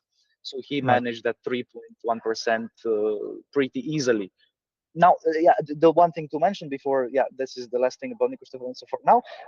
He was elected in 2019 on the Union to Save Romania, which was from Renew Europe. And now he switched to the Greens and became their vice president. So formerly, not bad. Renew Europe.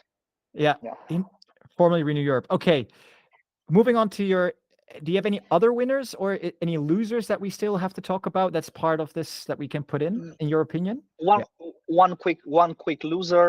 I think it's the third image, which is Cătălin Drulă, the former leader of the Union to Save Romania, the Renew Europe, the biggest Renew Europe Romanian party.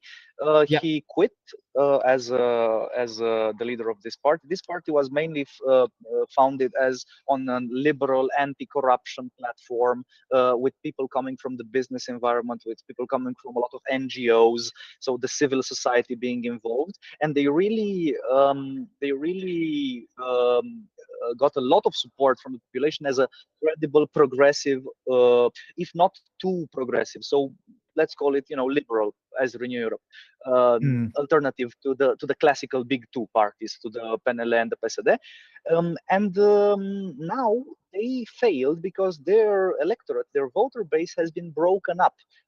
On one side, the very progressive ones have gone to Nicolae Ștefănuță, they went to the Green alternative. And on the other hand, as you can see there, the last party, Reper, Reînnoim Proiectul European al României, 3.7. That was also a breakaway of the USR. So what happened there was basically both the ultra right wing broke up into, and you couldn't call it left wing, but the progressives, let's call them, also broke up into 2 or 3 factions. It's the more shameful for the USR, the Union to Save Romania, was this loss because they allied themselves with 2 smaller parties. You can see there the Partidul Mișcarea Populară and the Forța Dreptei, which didn't help them at all because these are a bit more conservative parties. Absolutely no, below 10%. In 2019, this is the last thing I'm mentioning. I'm speaking too much. That's fine. Sorry. I think it's fascinating. I mean, you even got a super chat from Politics for Fun. Thank you, Politics for Fun. Great insights on Romania. Thanks, Andy. So I think the audience is enjoying it, Andy. So please finish what you were about to say. Okay. The fact that in 2019, this party, the Union to Save Romania, got 22% of the vote. Right. Yeah. So this is a big down, and that's why this guy Cătălin Drulă, which was the leader in the past 2 or 3 years, he just one day after the election, he said he's resigning. He's taking responsibility for the failure, but he's resigning, and now basically the USR is looking for a new leader. They don't know who yet. Yeah. Andy, this has been great. Thank you so much. So everyone in the chat, if you want to thank Andy, he was great today. I learned a lot about Romania. We have his details in the description of the video, so please check it all out. He's, as I mentioned, he's very busy for EU&U, and does a lot of the content there. So officially, you're the staff writer in the media department, right, for EU&U, Andy? Yeah, no, I'm the deputy for video production in the media department. Yeah, thank you so much for having me today. You do a great job. Yeah, it's been great to have you. Thank you so much, and I'm sure hopefully we work again in the future together. So I appreciate it, and thank you so much. Bye bye. Thank you. Bye. So before we go to our final guest today, any other questions based on what we just talked about? So I know there were some other ones. He should have been okay. So Preda, Alexandro, you mentioned he should have been more harsh with AUR and SOS. Well, maybe our next guest can be a bit harsher on them. And let me see if there's any other questions I should answer before we go to our next guest. Let me have a look. Here, Maxime van der Mersch. Maxime, you asked me, I don't know if this is already asked, but what do you think is the future of Ukraine with the result of the elections? Is support going to wane moving forward? It's a very good question, but and it depends on the numbers, right? The coalition being formed, but I don't see it changing because the biggest parties are still EPP. Here, let me actually show you. Here, these are the election results, right? And the biggest parties are the EPP here, the blue, and the red, the S&D. And then we can even take Renew Europe in there. And already here we have 406 seats elected, which is a majority of 45. So, and all of these three big European groups are very pro-Ukraine, right? They want to support Ukraine and they see the Russian aggression as terrible, obviously, like why wouldn't you? So no, I don't see the support changing, to be honest. Yes, the IND group, who's most critical of Ukraine, they grew, but they didn't grow enough to stop the support. And even the ECR, here, the blues I marked here, the ECR group, it's another right-wing group a bit to the right of EPP. They're very supportive of Ukraine. That's Maloney's party, for those that have questions on that.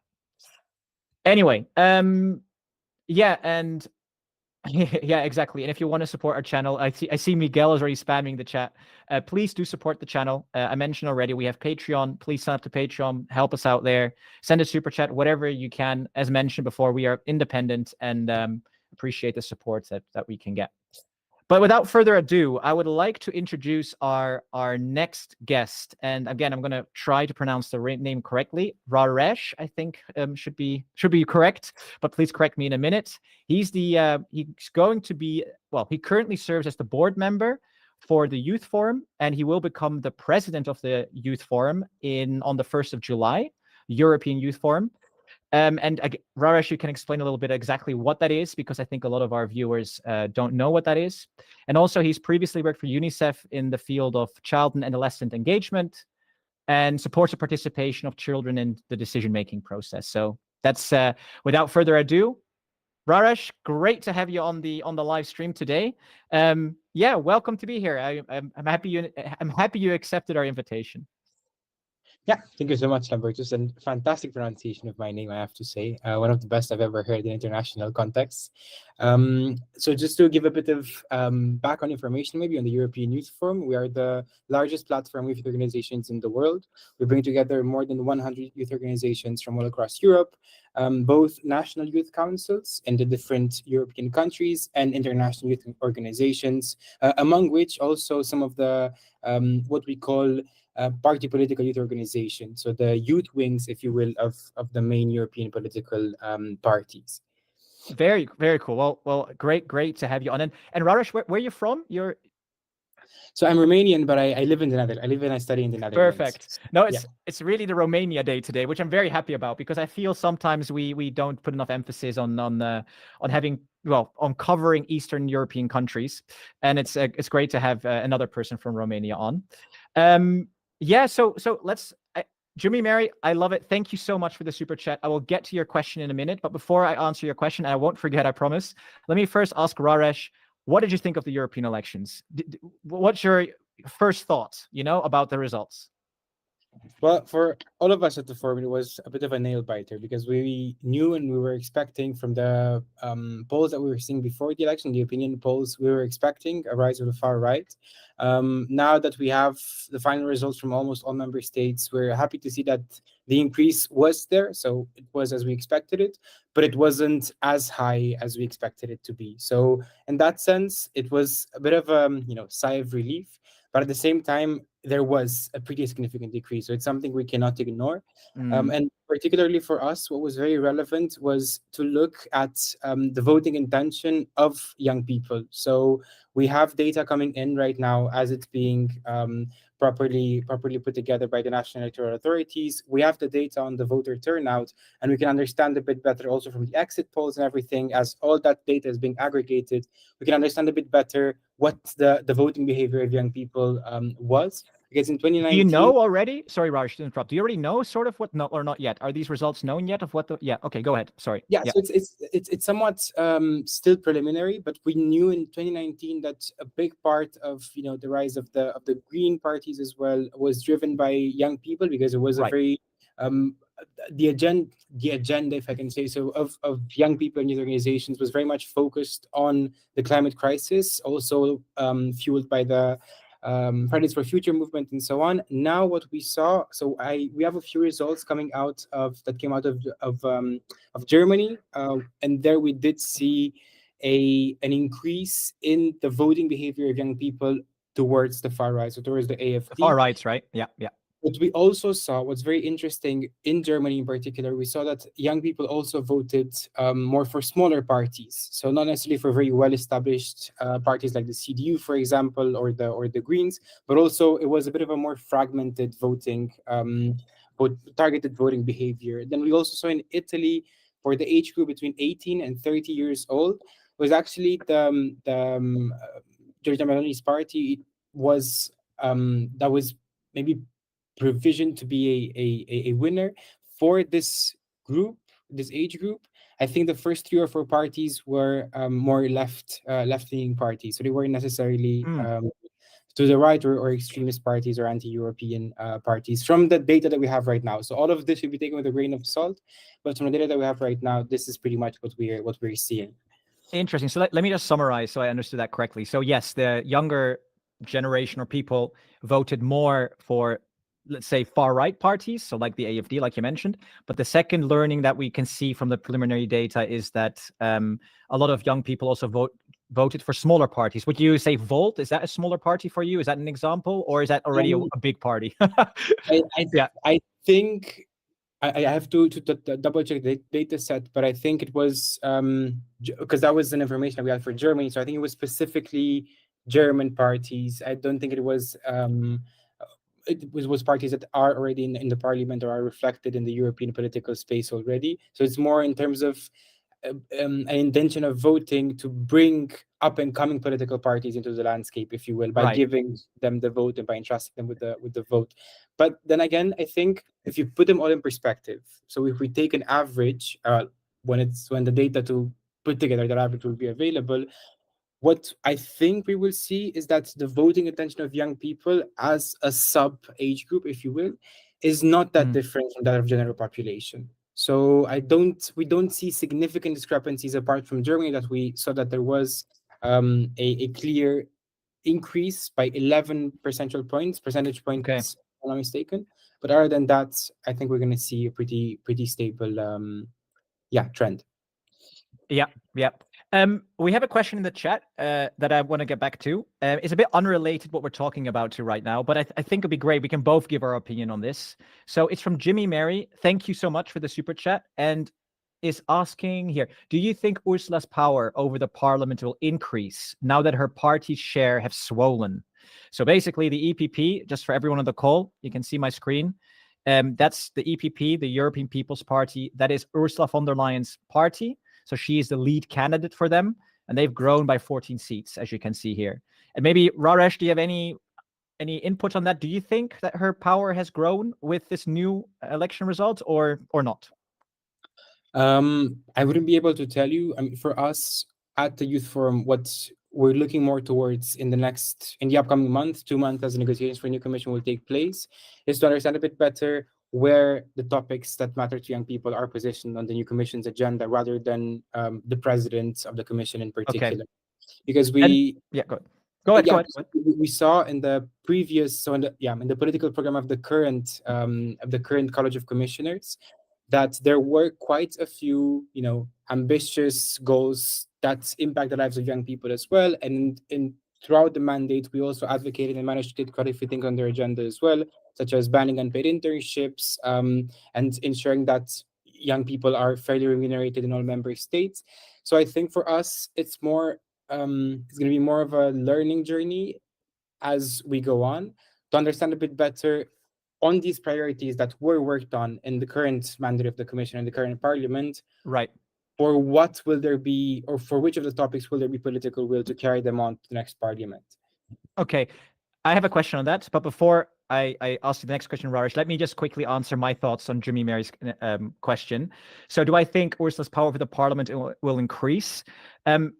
Remember 5 years ago, Jimmy, I'm probably not pronouncing your name correctly there, Jimmy Mary, but remember 5 years ago, Ursula only won the Parliament by, I think, 8 seats or so, 8, 9, I might be a bit wrong there, but very, very narrow.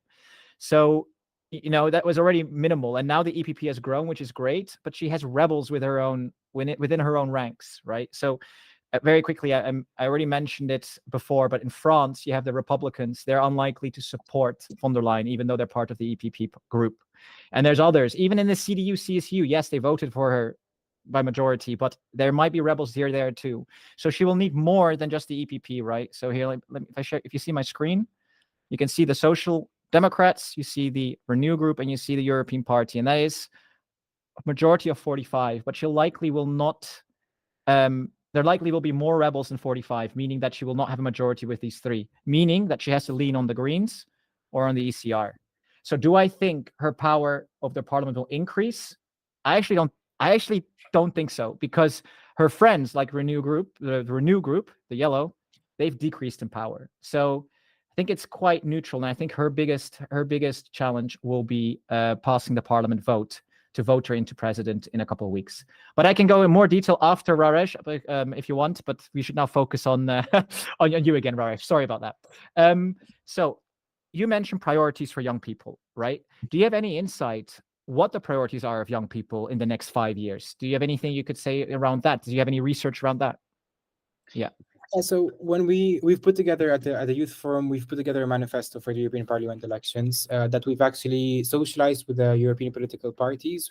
For some of them where we were invited, we took part in their congresses, and we strongly advocated towards all of them to include the priorities from our manifesto in their European manifestos. Some of them did, the parties that, of course, have manifestos.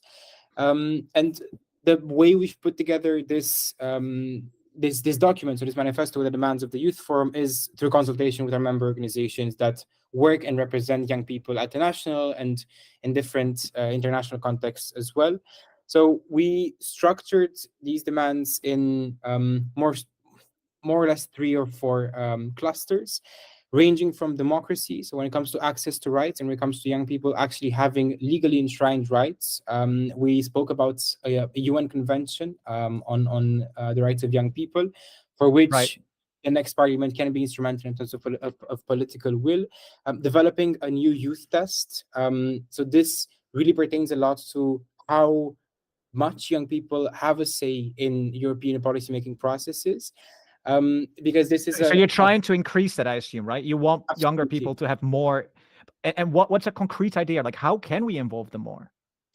Well, so this proposal, the European Union Youth Test, as we called it, is a proposal that we came up with in 2022. That was the European Year of Youth, if you remember. And it's basically a test, hence the name, that would be applied to all policies made in the European Union. So to understand a bit better what the short, medium, long-term impacts of that specific policy would be on young people, and then to identify any potential negative effects and to mitigate them before the policy is approved. So we've already done quite a bit of progress on this. The European Economic and Social Committee has taken it up internally, so they're already running the first youth tests. The Commission has already done 1 or 2, if I'm not mistaken, as well. So we're seeing a bit more mainstreaming of youth participation in these decision-making processes. But what's very important to note as numbers as well is that in terms of political representation, so actual representation of young people in politics, at the end of this term of the European Parliament, only 2 out of 705 members of the European Parliament are under 30 years old, whereas 25% of the youth population is made up of young people. So I think we also speak about this kind of representation and ensuring, and it was part of our demands towards the political parties to ensure that young people are in electable positions. What do you think of the Conference on the Future of Europe? So let me quickly explain what that was. That was a couple of years ago, for everyone doesn't know, where, correct me if I'm wrong, Rareș, but a lot of young people all over Europe were able to go to the parliament, right, and present their ideas and things like that, which I think was quite a cool initiative. Is that something that we'll see again, or do you know anything around that? So I remember the conference, and it was a lengthier consultation process that had also national components, and indeed it also had these citizens panels or citizens assemblies in the European Parliament.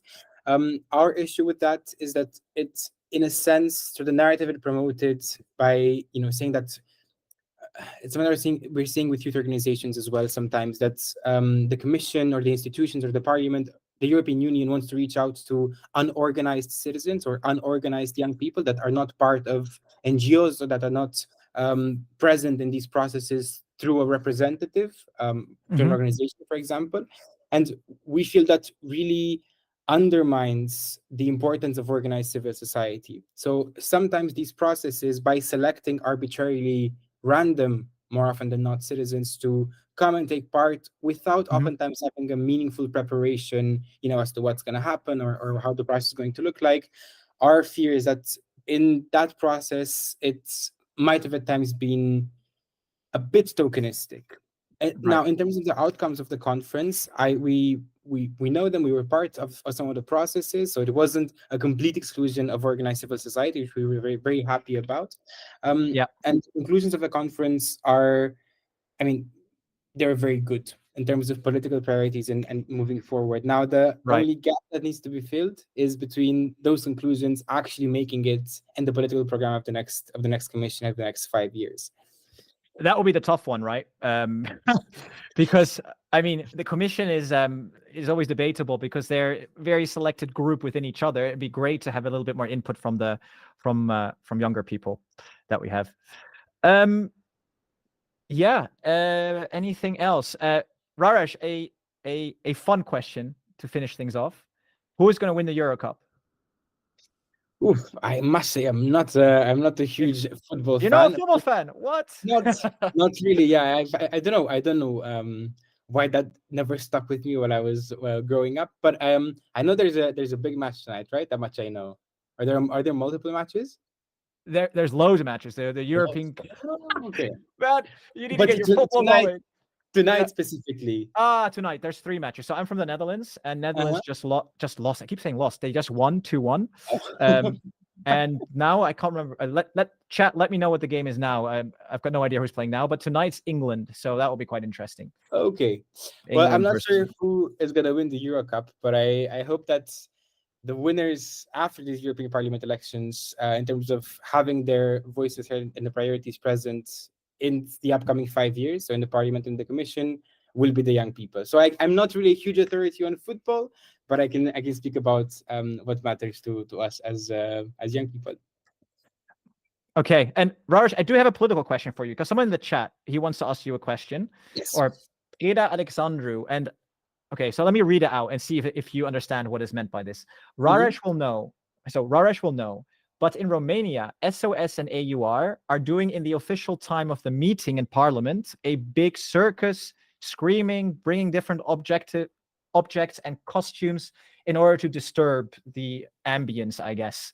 And now he's asking, Is that going to happen in the European Parliament too? Or is this too detailed, this question, or do you have any ideas on that? Okay. Not at all. Yeah. I mean, it's something that we saw, and I mean, it was very present on social media, coming out of Romania, coming out of other. Can you explain what European happened? members. Because I don't even know what happened. What happened? It's just a general, well, not general, but this reoccurring trend that we saw sometimes also in the parliament in Italy and in other parliaments across Europe, when politicians, oftentimes having not pro-European, so anti-European views, or being very extremist in their stances, this very loud and very decisive in a sense, but decisiveness more towards aggressiveness, not towards Okay. yes, this is what the citizens want. And just the impact that has on social media, the impact it has on TikTok, for example. We saw that in France as well, with the rise of RN, of the far right party. Right. And we also saw that, the truth be told, we also saw that on different topics and in different parliamentary debates, for those who maybe follow them, we also saw that in the European Parliament. So I think, Right. as long as the rules, I mean, I'm not the authority on this topic, but as long as the rules of procedure of the inner workings of the parliament are not Hey. infringed upon, I suppose the debate would be, and the statements would be allowed. But that's up to the president of the European Parliament to decide. It's quite interesting, because Preda Alexandra wrote again and said they bring a bell screaming "wake up" when they talk about cutting the special pension subject. So apparently they're quite vocal, and and to be honest, in some of the plenaries in the European Parliament, man, they're so boring. So for us, viewers, or for the channel, it'd be quite fun to see a bit of animation there. So let's see what happens. Yeah. Also be careful we should be careful what we wish for. All right, awesome. Rareș, thank you so much for joining our live stream. So again, Rareș's details are in our description. As mentioned, he's the president of he will be the president of the European Youth Forum. So make sure to check them out. And a big thank you to you. And hopefully we'll see you again soon in a future live stream, Rareș. Thanks a lot, Lambertus, and thanks everyone for watching. See you soon. See you later. All right. Okay. So we're without guest again. It's just me alone, which is fine. Let's have another look at this list, because I kind of want to finish this a little bit of how I think the future European Parliament could look like. We've talked a lot with guests. We got a lot of insights. So again, here we have the EUMS predictions of the final Parliament. We have the National Party results. And I will go through one by one now until I don't know anymore, because the small parties, I do have a bit of a lack of knowledge, especially the one-seater ones. And let's have a look at where they could end up. So we have the AFD, talked about that. Fidesz talked about it. 5-star movement. So this is a very interesting case. They don't really lean far. Italians, correct me if I'm wrong. They don't really lean far right or far left. They're more center left, I'd say. And they have an interesting concept in Italy where they try to use direct democracy, right? Where people can vote directly in a digital interface, etc. And they haven't joined any of the groups before, at least not in the last 5 years, I'm correct. And I don't think they might say non-aligned, but they could also move to join BSW, so to join Bündnis Sarah Wagenknecht. I can see this, and again, Italians, please disagree with them if you'd like to. And I'm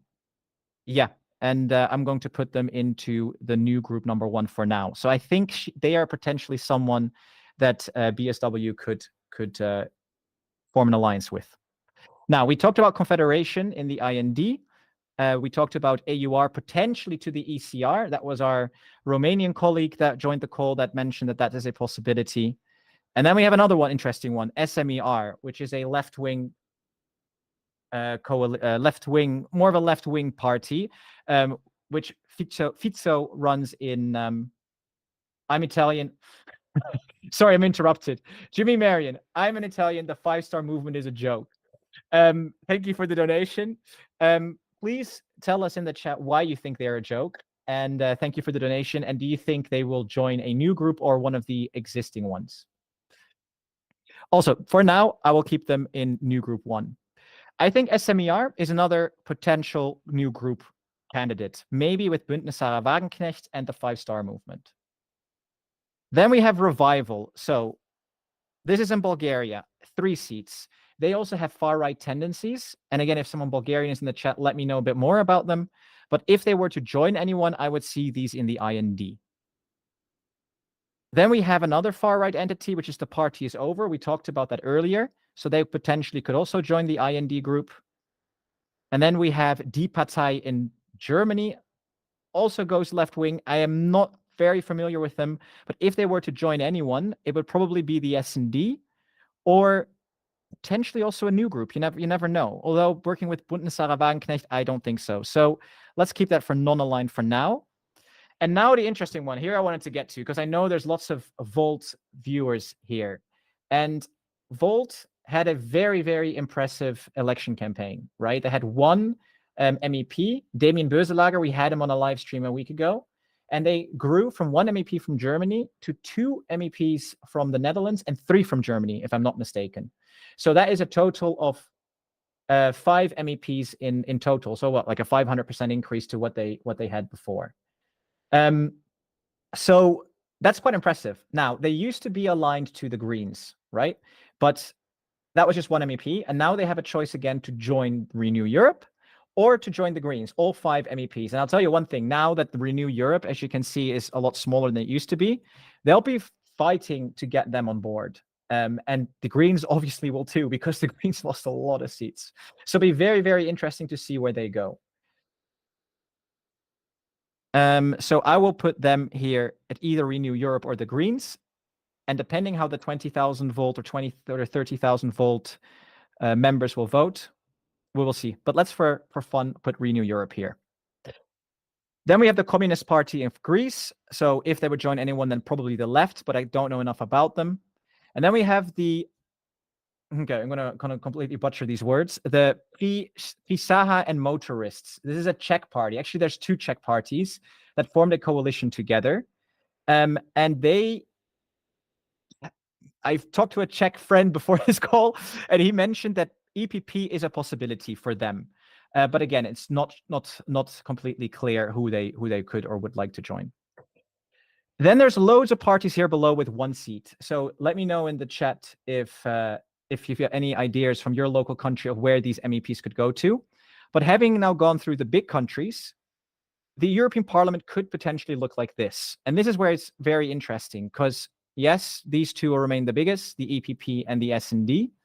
But Renew Europe would also get a little bit bigger with Volt. Actually, 1 second, guys. I need to switch this quickly. I'll do that later. Don't worry about it. Okay, doesn't matter. Renew Europe would also get a little bit bigger. But the most impressive one is the IND group, right? Which would gets an additional 29 seats to 87. So really, if these groups with these parties realign a little bit based on what I've done here in the Excel, IND could actually be the 3rd biggest party in the European Parliament. And I do not think it's unrealistic, especially because the Le Pen is flirting with the AfD again, which will be super interesting. Okay, so let's go through some of the questions now. So first is a super chat by Danius. Thank you so much, Danius, for supporting the channel. I really appreciate it. So here we have Lithuania, I think. LTU is Lithuania, I'm pretty sure. Tell me if I'm wrong. EPP 3 seats. ECR is 3 seats. S&D 2 seats. Renew 2 seats. Greens. So Greens will lose 1 seat and 2 new seats will go to ECR. So based on the results there, again, we will have the ECR, the right-wing parliament, getting stronger again. If you would like, do we have anything here from Lithuania? We have them here. So if you can see now, Danis, have a look.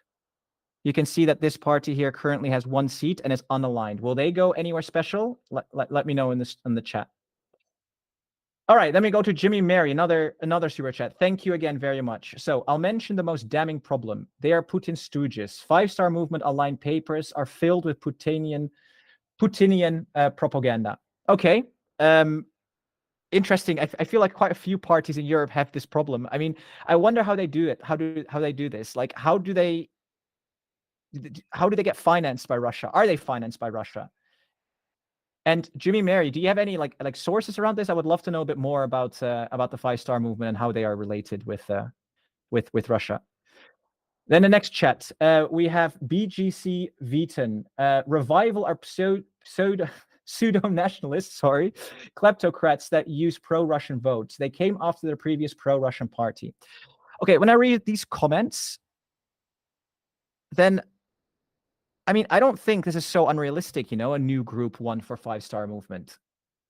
Because, I mean, Bundesrat Wagenknecht is not exactly negative on Russia either. So I would keep them based on that comment in a new group one potentially. And in terms of revival, I mean, the IND again is not scared to shy away from pro-Russian sentiment. So I kept them in the IND group. All right. Any other comments? Let me read through them. Okay. Thank you, Jimmy Mary. I will look at the paper Il Fatto Quotidiano. Is that in English? that would be great. All right. Okay. So basically, what am I saying? We go back to the top here. New group number one. So at the moment, I can only really see a new group being formed with these 3 parties. So 5-star movement, BSW, and maybe even SMER. That would still not be nowhere near enough, though. So we would have 3 countries out of the 7 needed and 19 out of the 25 needed. I also saw in the chat someone mentioned that the minimum amount of MEPs needed is 24. So if I'm wrong here, I'm sorry. I'll have to correct this after the call, after the live stream. Awesome. Any further questions, anyone? Soon we're going to have just a little teaser. Soon in a couple minutes, we're going to have the entire EU Made Simple team on here, and basically thank all of you for the amazing support you've given us, right, to hit the 100,000 subscribers. So definitely stick around for a bit so you can get to know all of us. It's not just me, Lambertus. We actually do have a team behind all of this. But if you do have any more questions or anything you want to talk about, please mention in the chat. Let's have a look if I can see any more questions. So yeah, I can see another comment that we need that's only 23 MEPs, not 25. So I apologize for that. Oh yeah, I remember a question earlier around France, the elections, whether this will backfire on Macron. So I made a video on this earlier this week, and the way I saw it is there's 2 reasons why he did it. Reason number 1 could be that it's literally he thinks he can win, right? He thinks that if it really becomes a choice between either Le Pen, which is what they label far right, and well, not Le Pen, basically him in that sense, that many people would flock away from the far right option and go for a more centrist approach.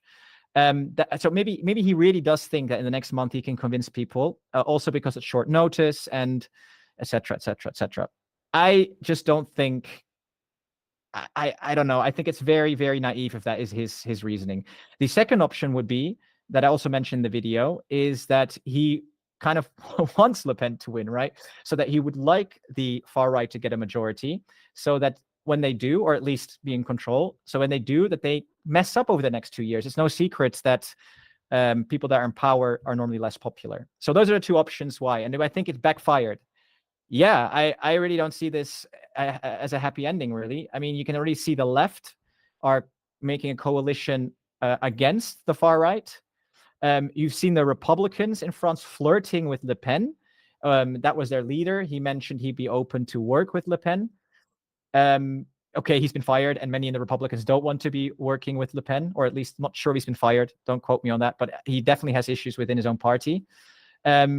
But yeah, you can see two massive groups forming. The left who are uniting on the left, the right you have Le Pen, and in the middle you've got Macron, right, with his 18% support in the polls. So yeah, I see this as a big problem. I really don't know how he wants to turn this around.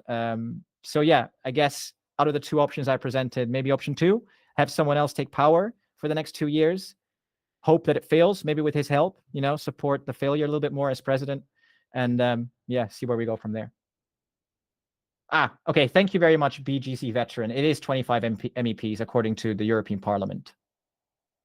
Okay, another question from Sturm Madler. Do you think this election will change anything big?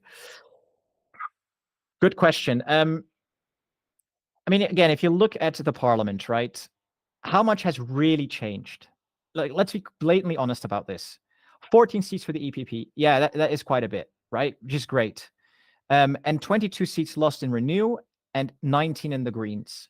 So what could change when you hear this? Well, what do the Greens stand for? Greens stand for environment. They stand for green policies, climate change. So I do think that in the next parliament, we could have a little bit less of that, right? But then again, the socialists and Democrats, they're very strong on climate change. So don't expect it to disappear completely. There will still be climate policy. Next thing, Renew lost a lot of seats. So who is Renew? Renew is Macron. Let's be honest. Macron's the biggest player within Renew.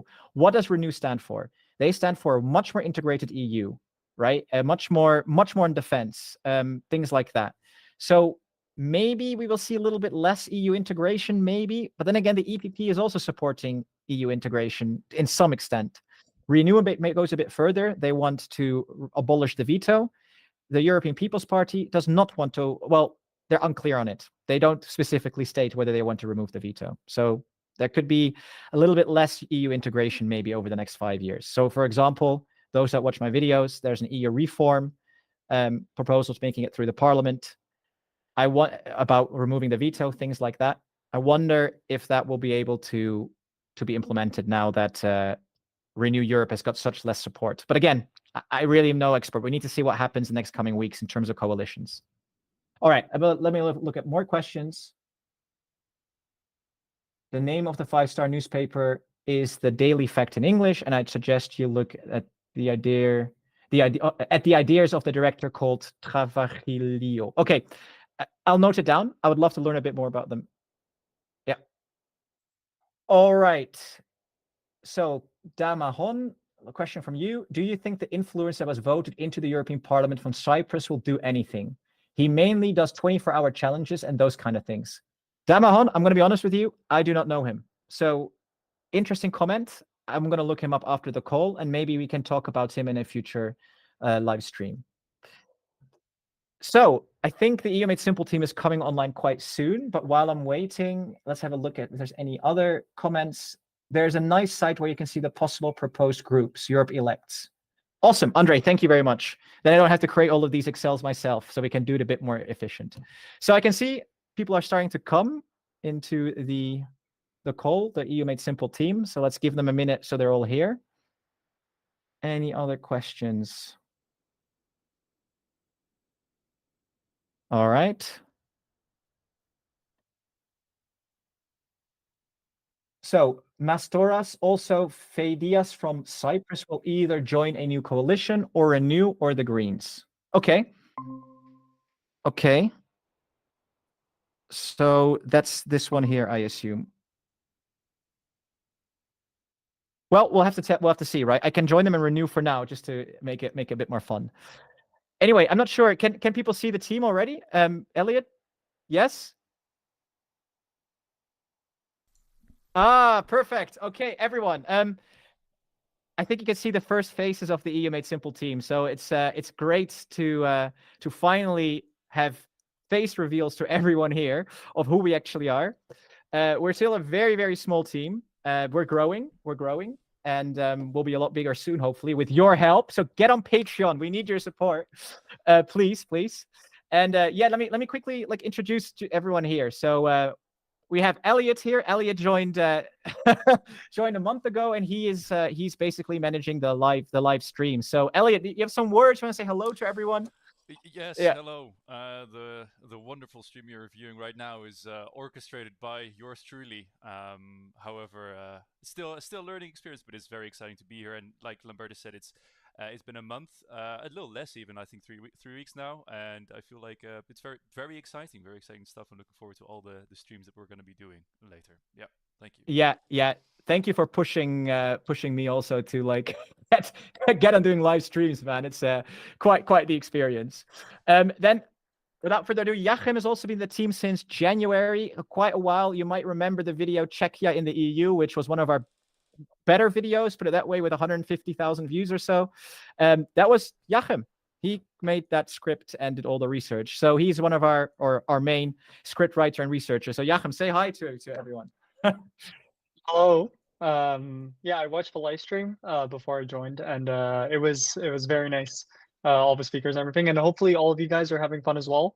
Obviously, we tried to make it as simple as possible, so the Excel sheet that Lambertus has makes it very simple.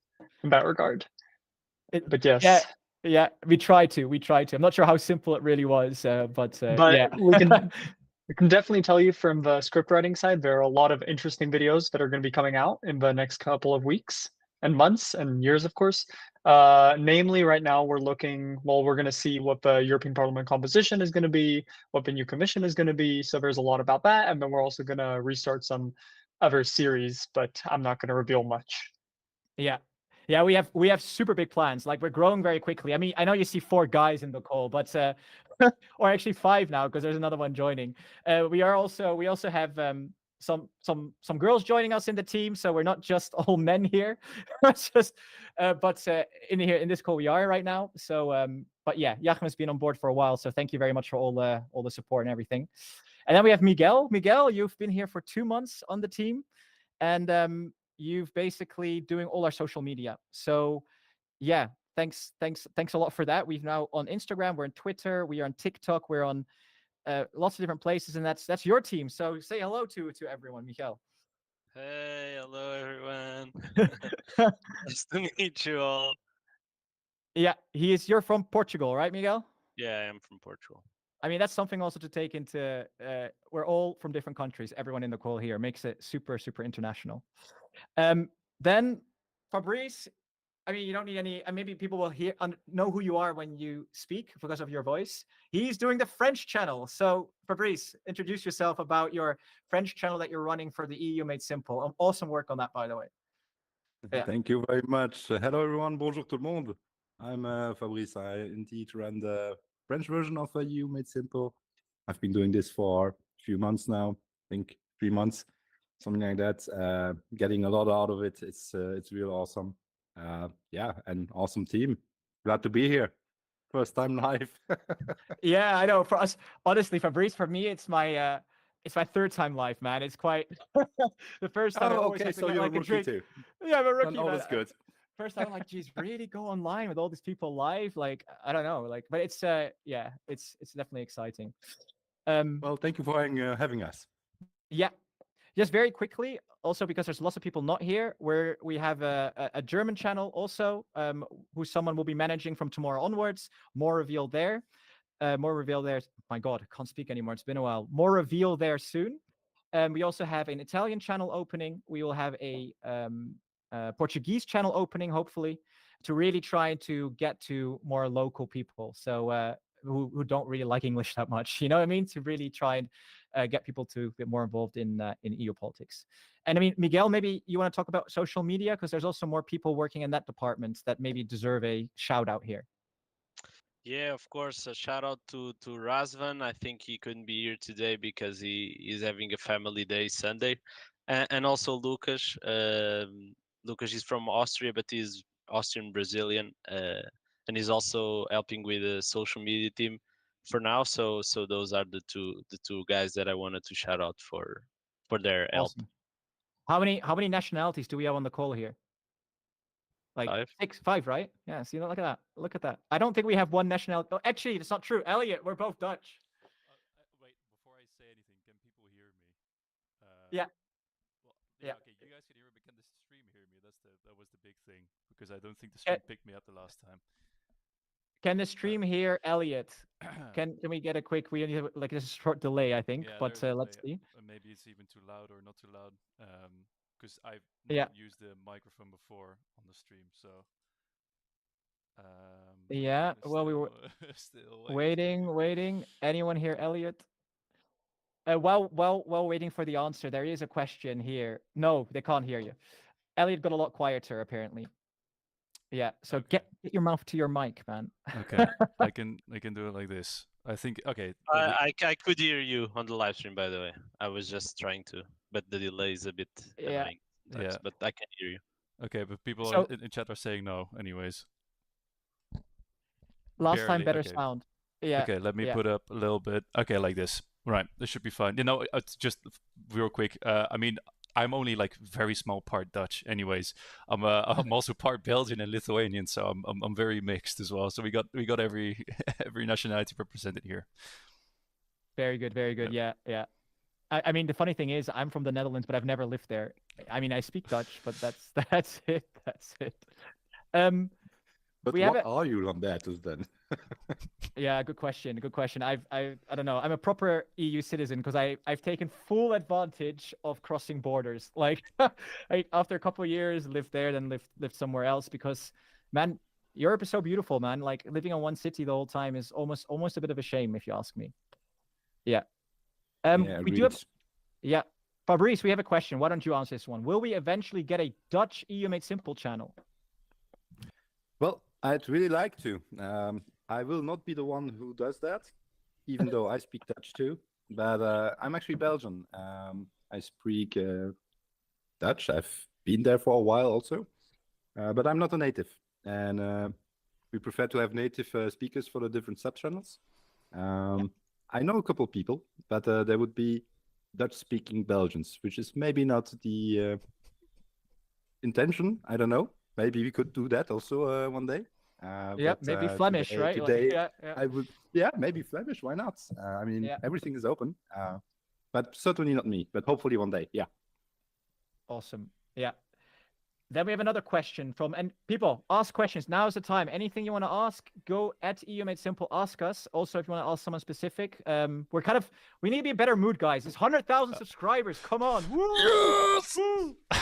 Yes! Woo! Let's go. Yeah. Now is the time to Yeah. ask any questions specifically about the EU Made Simple, future, present, past, Exactly. anything. And we're still waiting for a Anything. speech, Lambertus. You need to do a speech. a speech, of course. Oh man. Okay, I need to get a drink for that, man. I need to get like a glass of wine or something. Yeah. Yeah, I will. I will have my big moment in a second. I'll just answer Buddy's question. Why do you promote the EU for free? Shouldn't they subsidize EU Made Simple, or is it about staying independent? It's a very good question. Why I promote the EU for free is because, I mean, how can I say this shortly? I think the EU, we won't hide our bias. I think the EU, and I think all of us here in the call think so, is an important part of Europe, an important entity. Why? Because we're not alone in the world, and the national countries are too small. So yes, we definitely lean pro-EU, just to make it clear. But we try to present everything as neutrally as possible. And why are we staying independent or not like being sponsored by the EU or anything like that? Well, because we don't want to have an influenced opinion, right? So we try to really keep by ourselves. Some videos will have a sponsor in it, and I always clearly mention it in the video. I know I've received some hate from some of people in the comments, maybe here, about some of the sponsors I've had, and I do apologize about that if I chose like a sponsor that wasn't that great. But we clearly mention when a video is sponsored, but that video will still remain independent. It's not influenced, the content in that video, by our sponsor. It's just so that we can stay afloat, because we're all spending a lot of time on the EU, all of us in the call, and we need to be supported. So again, please. Nope. I think you muted yourself, Lambertus. Himself. My headphones just died. Oh, okay. I see. That's the problem. Can you still hear me though? Yes, we can hear you. We can. Yeah. Good. Lambertus, someone in the chat asks you, what made you start this journey? I started because of Brexit. I have a lot of English friends, and I had so many arguments with them on Brexit and why it would be a good thing or why it could be a bad thing. And I noticed when I talked about the Commission, they didn't even know what the Commission was, because it's just so complex, right? Or when I asked about the European Parliament, there was little knowledge there. So I thought, instead of explaining it for the 5th time, because I'm a nerd and I read so much about it, I just create a video and then literally made it public. And you guys started watching it, so thank you for watching it, because that started us on this whole journey. I mean, in the start, I had a couple of friends and my mom watching, and now we have almost 300 people here in the live stream. So amazing! Thank you very much. Another question: will you show your YouTube play button when you receive it? 100%. Yeah, definitely. Probably in a live stream. Our YouTube play button, guys. I'm not alone anymore. It's all of us, and I'm happy it is all of us. Are we gonna rotate it? Yeah, rotate it. Okay, yeah, that's good. Great idea. So I think make it something like the Olympic flag, Yeah. it has to go through every country or something. Yeah. Oh, sorry, I have to answer on this. Anya, it was funny when you made a video about stopping the Russian-Ukraine war, and then had a game where Sorry, let me read that properly. It was funny when you made a video about stopping the Russian-Ukrainian war and then had a game where you create World War III.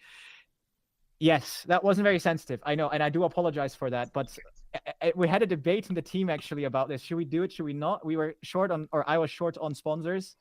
And you're right. It wasn't the best integration at the end. But I'm happy you forgave us nonetheless.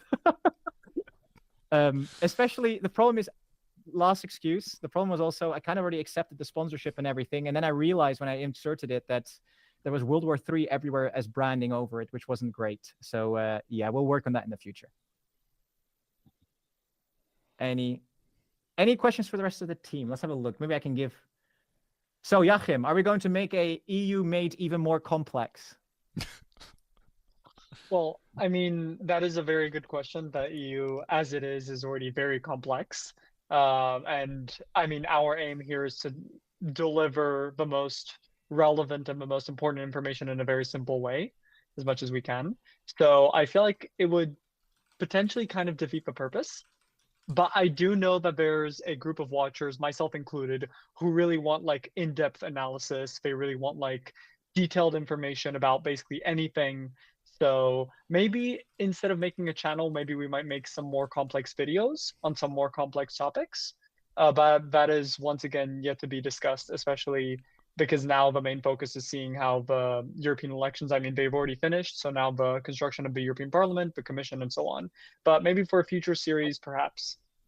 I might have an idea for that, Joachim. There are some talks in the background going for a potential EU Made Simple podcast, and on the contrary, it would not be EU Made Simple, but maybe explore a bit more of the in-depth themes of topics that we handle in the videos. So who knows? Maybe that's coming soon. Definitely. Yeah, I mean, another format could be also be nice. Yeah, and let us know your interest, right? We're also trying this live stream approach too now, which is new for us, and we try to get into a bit more detail. So if this is things that you're interested in, our viewers, then yeah, let us know. We were happy to, also do what you guys want to see. Anyway, I see a mention here from Juggle Junk, nice name, at me. He asked in Dutch if I need someone who would like to do the Dutch channel, and he'd be interested to help us out. Comment in here if there's people that would like to help the team. Very open. I mean, we are looking to expand in certain areas, and if you think you have a skill that we could use, for example, a Dutch channel, email us. You can find the email address on our page. Give us an email. Let us know what you're interested in, and we can talk. No promises, of course, but we want to expand. We want to make EUMS the go-to brand for the EU. That's the whole idea behind this. So get involved. All right. So more questions. Some content questions. Can you make a video about the Belgian elections? There's a lot. We would love to if we are bigger. If we're bigger. If our team grows, we're also able to cover more content, right? At the moment, the Belgian election is on our list, but I'm not sure if we'll get to it on time because the topic is already quite old, right? It's a week old already. So if we have the time, we will, but it's difficult with the small team that we have. Maybe another announcement. Why not? We're 100,000 strong now. We have another announcement. So this is my big speech, Elliot. No, no, it's actually not a big speech. It's just announcing stuff. So we are trying to, we're going to launch a merch store too. So we're really thinking of cool ideas of what you might be interested to, well, purchase, I guess. So if you have any ideas or thoughts of what you think would be cool merch for us to use, let us know. We're thinking of like t-shirts, maybe with some cool EU types of slogans and things like that. So if you have a cool EU slogan, maybe making fun of the bureaucracy or whatever, let us know. We could copyright you on that t-shirt, So things like that. We're really thinking of launching that.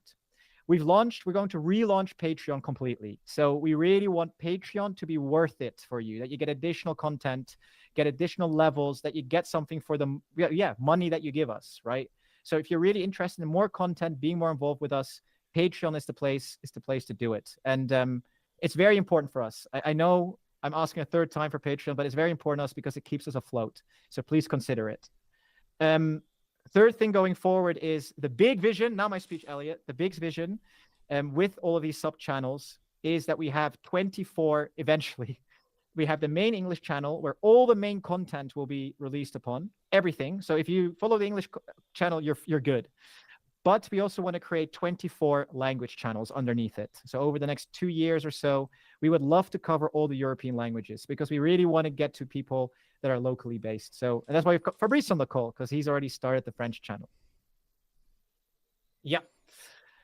Anything else? I think some people are voting or are asking about the Excel sheet that you used for the results and to make I guess maybe not coalition, but it's more of a result builder. If this is going to be public or no? Yeah, good question. If you're interested in using this yourself, I will put a link in the description of the stream. Bear with us. I will do this after this call, and you can create your copy and you can play around as you want to. I created it myself, so it's not something I found online. It's basically I created it. Yeah. All right. I can help you with the Swedish channel. Love it, Anya. Oh, yeah, Anya, I think you asked us earlier, too, about covering the Nordic results. Apologies we didn't get to it. We will in the future. And if you want to help with the Swedish channel, drop us an email and we can talk. If anyone else, if anyone on Fabrice, Miguel, and Joachim and Elliot, right? I don't want to be talking only. So if you see a question, jump in and you can ask that too. Yeah, I have one. I haven't seen that Excel before, so maybe you already explained it, but can you just walk me through on a high level to see if I would play with that later? Yeah, sure. So basically what I was trying to do is show or make it simple to see how the seats would change if a certain party that is non-aligned, so not aligned to a European group, were to join a European group. So really what it is here below, if you remove the filter, and everyone on the call, you can see clear, select all, sorry. So then what you have a any filters on here? 1 second. Clear. I think I need to refresh. Can you see my screen? Yeah, we can. Can everyone see the screen in the stream also? Yes, they can. Okay. Although no longer the webcams, all of them at least. Okay, then let me select all. Yeah, now it works. Sorry, it wasn't working. So basically here in the national party results, you have all the parties in Europe that we have that got seats. Sorry, not all the parties, but parties that have seats. And basically all of these are summed up to this overview at the top, the European Parliament composition and also the predictions. So what happens is if you change, for example, here for the CDU, and this is what you change it to the Greens, you'll see them leave the EPP and go to the Greens, right? And that way you can play around really with, well, whatever composition in the European Parliament you think could happen. And it's really cool. So, I mean, I'm proud of it. So yeah, use it if you want to. So yeah, I'll gladly put that available. Any more? Okay, thanks. Yeah. Jimmy Mary, I'm going to call you out again. You gave so many tips today. Thank you. So I see a question from you here. What's your opinion on the formation of a European unified army with nuclear capabilities? Right. Okay. So this is very opinionated, right? I definitely think the EU. So I'm very clear in my videos. I've always said there are certain things in foreign policy, like the veto vote, that need to be removed. So need to be removed, that we think should be removed as it's holding Europe back. But a full European army, I don't think we have an opinion on that. I mean, that's taking integration to like the next level. But I definitely think more integration in defense does make sense because we're losing a lot of money now, just everyone spending nationally. Anyway, any other questions? When's the Czech? Joachim, when is the Czech channel coming, my friend? You're from Czechia, aren't you? Yeah, I mean, technically the good thing about that is we can group it together with the Slovak channel, depending on what the viewers prefer, because as a Czech, I can go to Slovakia, speak fluent Czech, they understand me, I understand them. So, and it's very common that we just like interchangeably use these languages, at least like how we speak. So it's definitely, I mean, technically then there would only be 23 language channels if we decide to go with that. It's realistic, but as soon as I have a bit more time, then I will definitely potentially look into it, because that's something that I would personally be interested in doing. So it may happen in the near future, and it might be grouped together with the Slovak channel. And Elliot, what do you think? A video about Euro coins? About the coins, as in all of the different currencies, or as in on the euro? I assume the different euro, you can explain. Hey, that's a good idea, actually. Oh, all the not euros bad. and explain what the little sign is on them. I Or like the it. little whatever. Yeah, why not? I mean, I can say why not, because I am not the one responsible for creating the video. So I would say go ahead and make any video that you would like. But it's more up to you for the feasibility, I guess. Team effort, Elliot. Team effort. No, team effort. Yeah, that's true. Yeah. I think the cool thing about the different amount of channels that we're building up here is that, I mean, everyone from their respective EU member states, they really want to see or more information about their country, right? That makes sense, but within the context of the European Union. I feel like that could maybe also play a big role in these more like language focused channels. So the French channel would have maybe a bit more French content in that regard, I guess. Yeah. It's a very good point, Elliot. I mean, we can always go for like a confederal model, right? Like, yeah. Where we have at the top, we have the English videos, and then the local channels could potentially also have some more localized content. Who knows? Yeah, it's a good idea. I saw another question here, and I would like to point this out, and I know it's content again. So Villa, I know you asked me on Discord too. Everyone can join our Discord. It's a great community where everyone has great conversations. Villa here on the chat here is part of the Discord, and he also asked on Discord, so I'm going to answer it. I wanted to ask about the current state of treaty reform and if there will be a part 4 video on updating us and the convention. Answer is yes, there will be a video on this when we know more. When will we know more?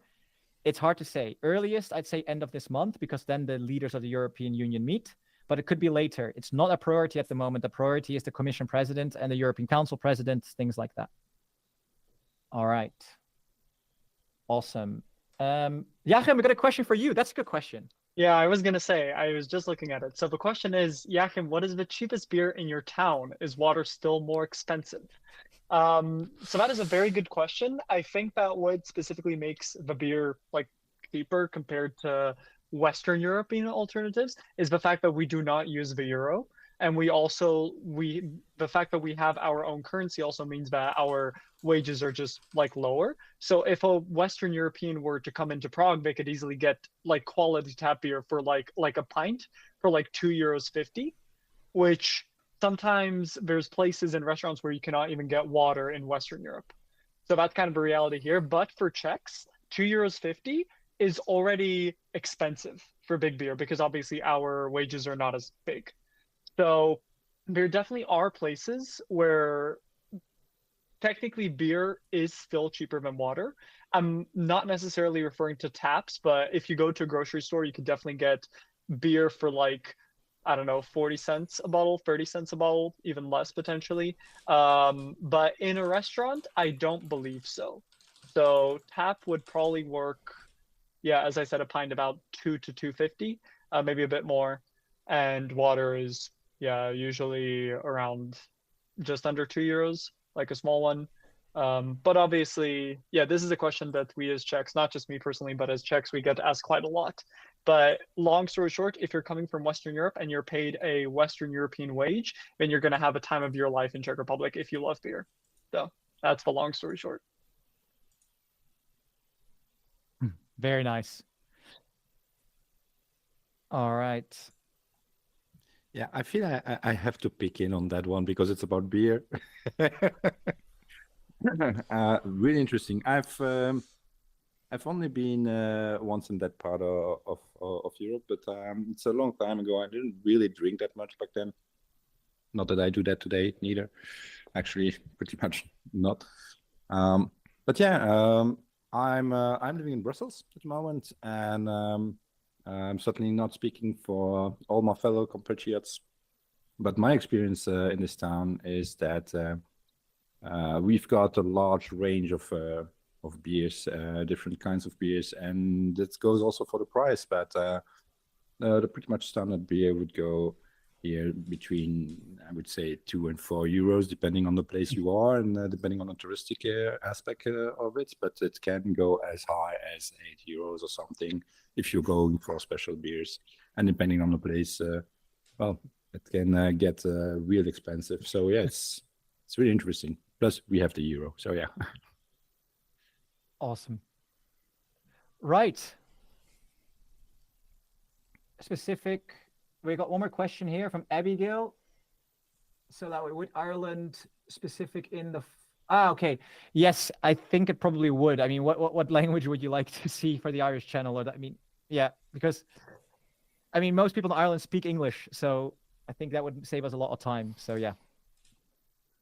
Anyway, I think we can call it there, right? I mean, anything else from the team? No? Then thank you everyone. Again, it was a great live stream. Thank you for joining. You are the best, really. Keep watching our videos, please. And as mentioned, Patreon if you want to. We're great. And see you again next time. And on our localized channels too, of course. Yep. Thank you all for joining. Keep watching, Bye-bye, keep everyone. liking. Take care, guys.